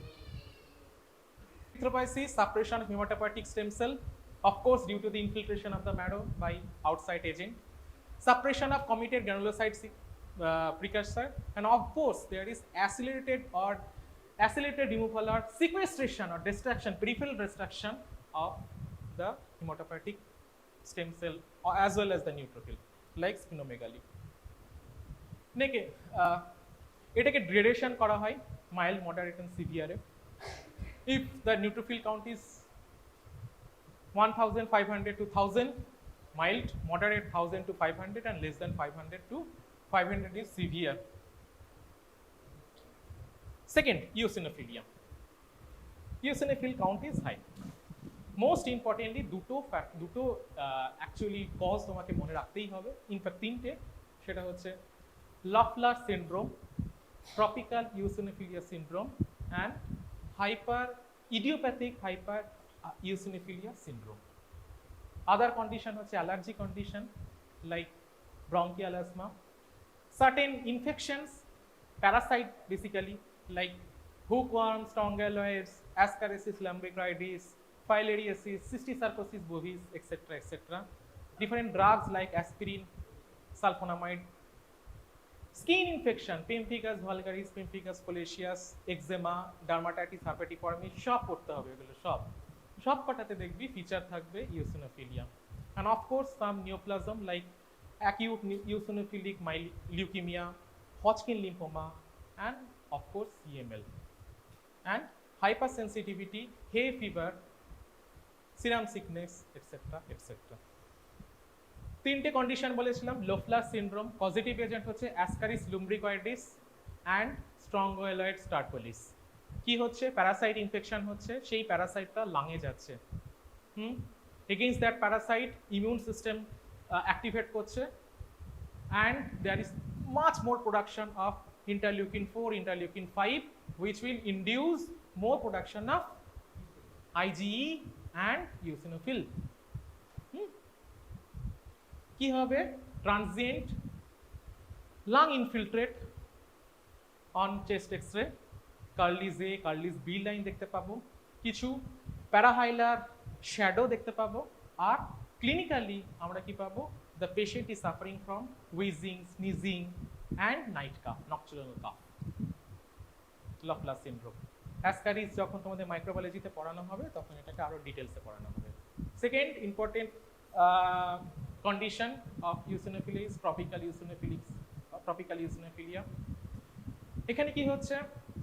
এখানেও একটা Parasite আছে, মাইক্রোফাইলেরিয়া, উচেরিয়া ব্যানক্রফটি আর ব্রুগিয়া ম্যালয়।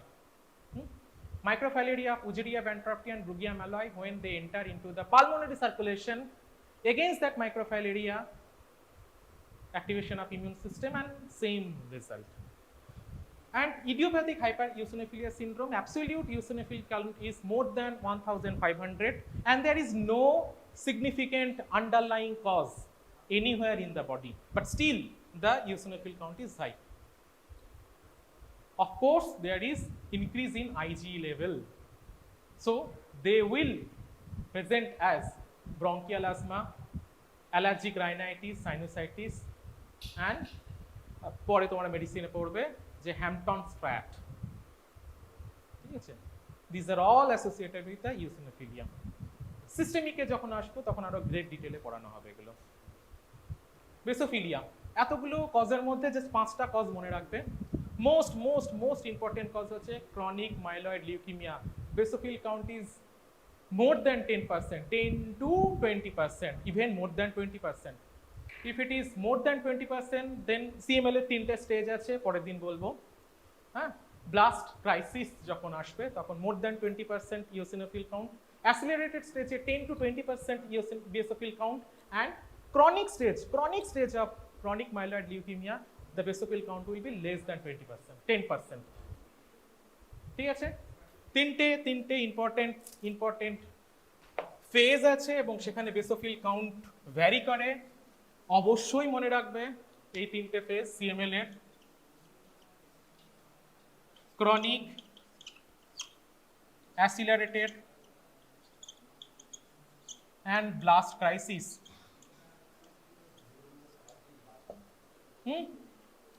এই 3টে ফেজে blast ক্রনিকের ক্ষেত্রে হচ্ছে less than 10%, accelerated 10 to 20%, and blast more than 20%. When CML blast crisis এ যায়, it will behave as acute leukemia. Okay? And basophil count এখানেও ভ্যারি করবে।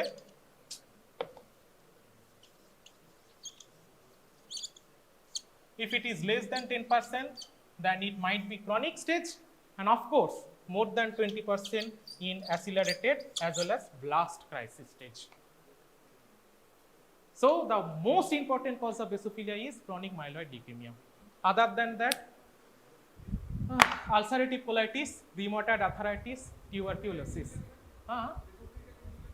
Basophil count হচ্ছে less than 10% in case of chronic stage, but in accelerated and blast crisis, it should be more than 10%. That is 10, 20, more than that. And of course, in diabetes mellitus, the basophil count is high. Normally, basophil আমরা পাই না। আমরা normally basophil পাই না। Okay. Now, phagocytic disorder of WBC.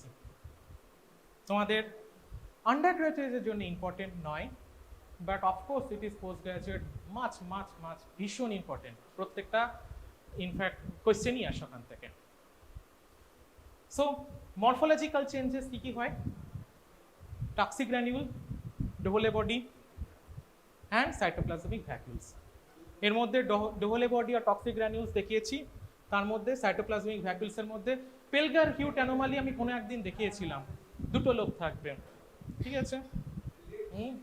Normally it is found in myelodysplastic syndrome, AML, left শিফটের মতন যেমন একটা feature থাকবে, but incomplete লোক, lack of nuclear segmentation in the granules. Nuclei might be round, rod-like, or two-segment. Okay, survival of that abnormal cell is normal, usually found in MDS, AML, MPD. Myeloid proliferative disease, CML এর ক্ষেত্রে যে feature পাওয়া যায়, এরকম যদি sell পাওয়া যায় আমরা প্রচুর পাবো, সেটাকে পেলগার হিউট অ্যানোমালি বলে না, সেটাকে সিউডো পেলগার হিউট অ্যানোমালি বলে। তার কারণ হচ্ছে পেলগার হিউট অ্যানোমালির ক্ষেত্রে একটা রেয়ার মরফোলজিক্যাল মানে জেনেটিক অ্যাবনর্মালিটি পাওয়া যায়, আমি ভুলে গেছি, মনে নেই, জিজ্ঞেসও করবে না, বাট সেটা কিন্তু CML এ হয় না। Fine. Second type of abnormality Alder Reilly anomaly, এটা হার্লার আর হান্টার সিনড্রোমে আসবে না। মে হেগলিন অ্যানোমালি, GHYS জিনের mutation, autosomal recessive type, large basophilic cytoplasmic granules দেখতে পাওয়া যাবে, আসবে না। চেটা খেয়ে গেছি, আমি পরে আসছি। টক্সিক গ্র্যানিউল যেটা বলেছিলাম, ডোগলে বডিকে জিজ্ঞেস করছিল এরকম হবে দেখতে, একটা inclusion, eosinophilic basophilic inclusion, hyper segmented neutrophil তোমরা সবাই দেখেছো। পেলগার হিউট দেখিয়েছিলাম আমি, আবার দেখাবো। চেটা খেয়ে গেছি, আমি পরে আসছি।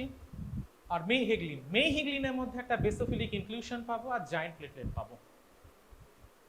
ওকে, rare type of genetic mutation. 5 এর পর 5 more than 5% or 6 and any cell more than 6 lobe or more than that, একটা পেলেও সেটাকে হাইপারসেগমেন্টেড বলবো। ঠিক, ওকে। সো ফাংশনাল ডিসঅর্ডার, এইটা খুব ইম্পর্টেন্ট তোমাদের অন্য কারণে। 4টে ফাংশনাল ডিসঅর্ডার আমি পড়াবো, এই 4টের যে কোনো একটা অ্যাকচুয়ালি শর্ট নোট আসবে।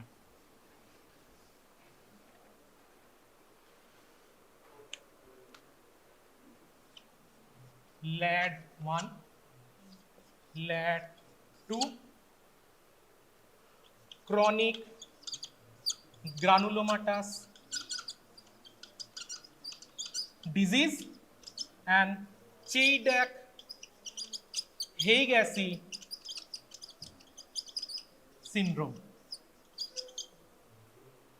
ওকে, একটু শর্ট নোট, তোমরা যদি পারো তাহলে জাস্ট লিখে নাও 4টের অ্যানোমালি কি কি হয়। LAD 1 and LAD 2 are abnormality of adhesion, leukocyte adhesion deficiency type 1, leukocyte adhesion deficiency type 2. LAD 1 এর মানে abnormality থাকে beta 2 microglobulin or beta 2 integrin. Usually it is autosomal recessive type. Okay, beta 2 integrin abnormality, autosomal recessive type, clinically presented as recurrent gram-positive cocci infection. Okay, LAD 2, these also autosomal recessive or X-linked recessive, autosomal recessive or X-linked recessive. Usually X-linked recessive টা বড় বেশি, মানে more common. কি abnormality? Sil Lewis X SLX receptor deficiency কোথায় থাকে? P electin R E electin, endothelial selectin or platelet selectin, E selectin or P selectin এর মধ্যে receptor Sil Lewis X receptor deficiency। Fine, তোমরা জানো, ঠিক আছে। একই রকম ভাবে LAD 1 এর ক্ষেত্রে একটা খুব ইম্পর্টেন্ট ক্লিনিক্যাল ফিচার পাওয়া যায়, delayed type of umbilical cord separation। ঠিক, ওকে। Chidak-Haigessi, হ্যাঁ, LYST, একদম ভুল। এটা কোনটা? আমি তো পড়াচ্ছি chronic granulomatous। Chronic granulomatous disease is abnormality of কি? Chronic granulomatous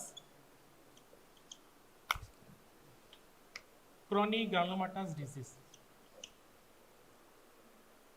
oxidative burst abnormal আছে, NADPH oxidation হয় না, ফলে ক্যাটালেস পজিটিভ যা যা অর্গানিজম আছে সেগুলো রিপিটেড ইনফেকশন হয়।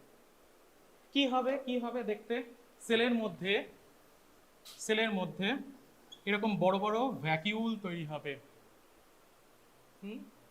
ক্লিনিক্যালি কি পাবো? পেশেন্টকে ক্লিনিক্যালি কি পাবো? Normal oxidative burst is abnormal, so recurrent infection পাবো। একটা ইম্পর্টেন্ট টেস্ট আছে, nitro blue tetrazolium test, NBT test positive হবে। এইটুকুই, হ্যাঁ, এনবিটি টেস্ট পজিটিভ হবে। আর লাস্ট হচ্ছে Cheydak-Heigasi syndrome. Cheydak-Heigasi syndrome. তুমি যেটা বলছিলে লিস্ট LYST লিস্ট জিনের মিউটেশন, তার জন্য কি হবে, ফ্যাগোলাইসোজোম ফরমেশন হবে না।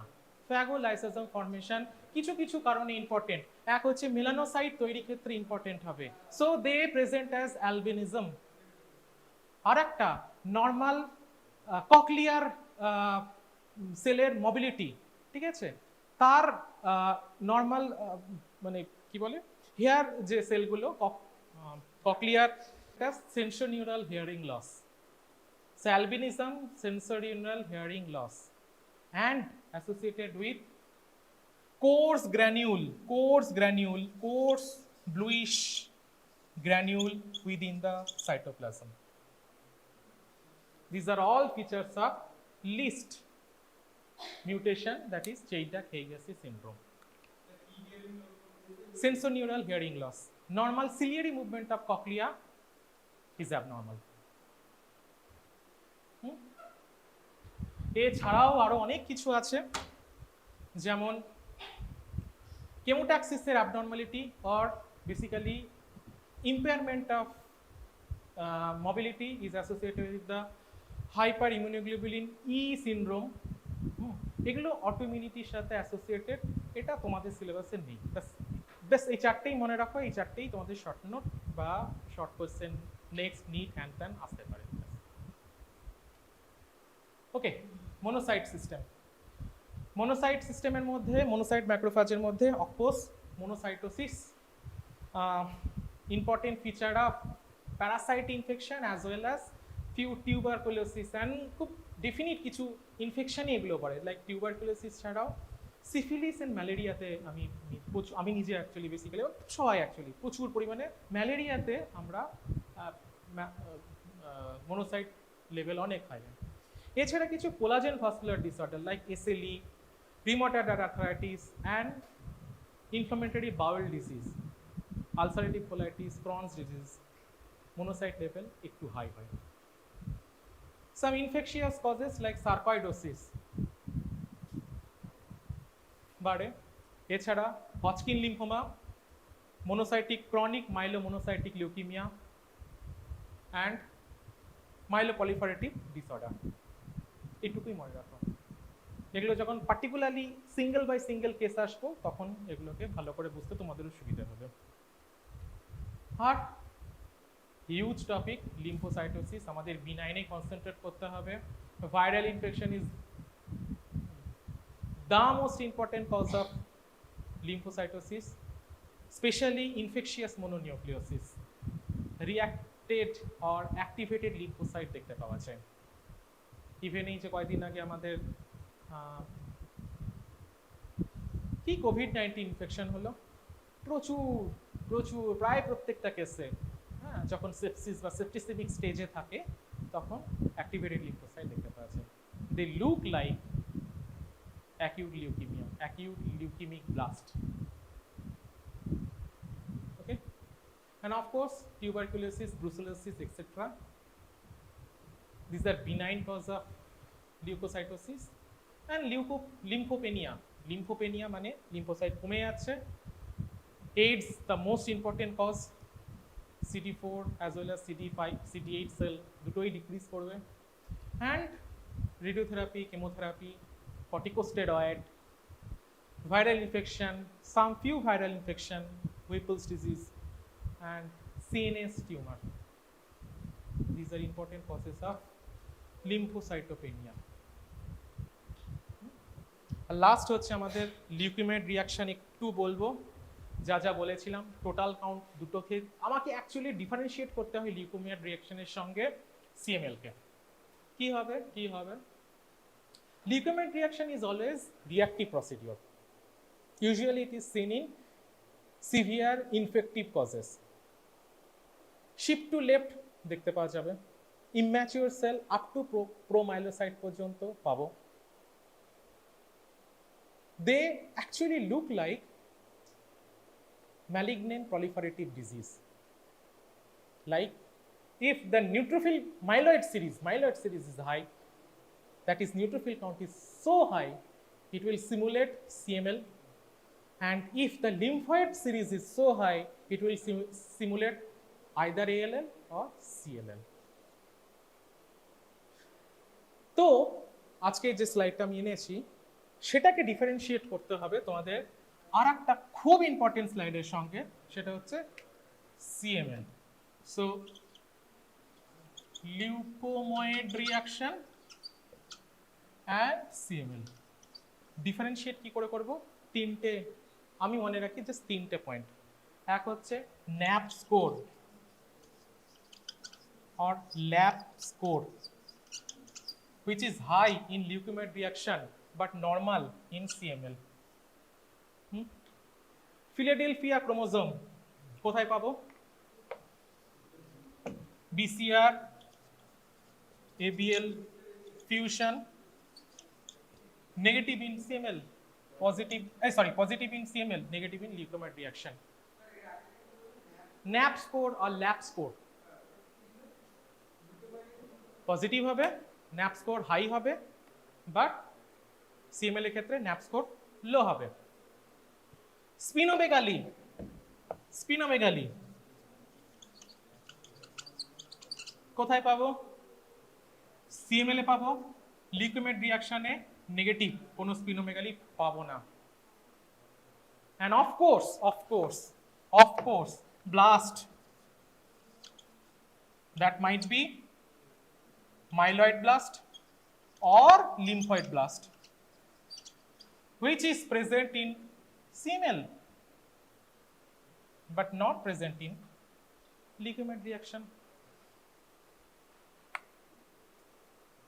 These four are very important features to differentiate between CML and leukemia reaction.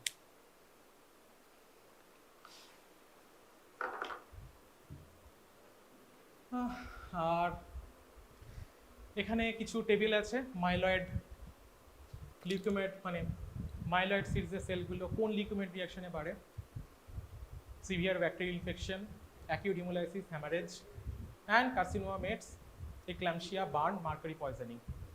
Lymphoid leukaemia reaction, viral infection, infectious mononucleosis, lymphocytosis, etc., and tuberculosis, of course.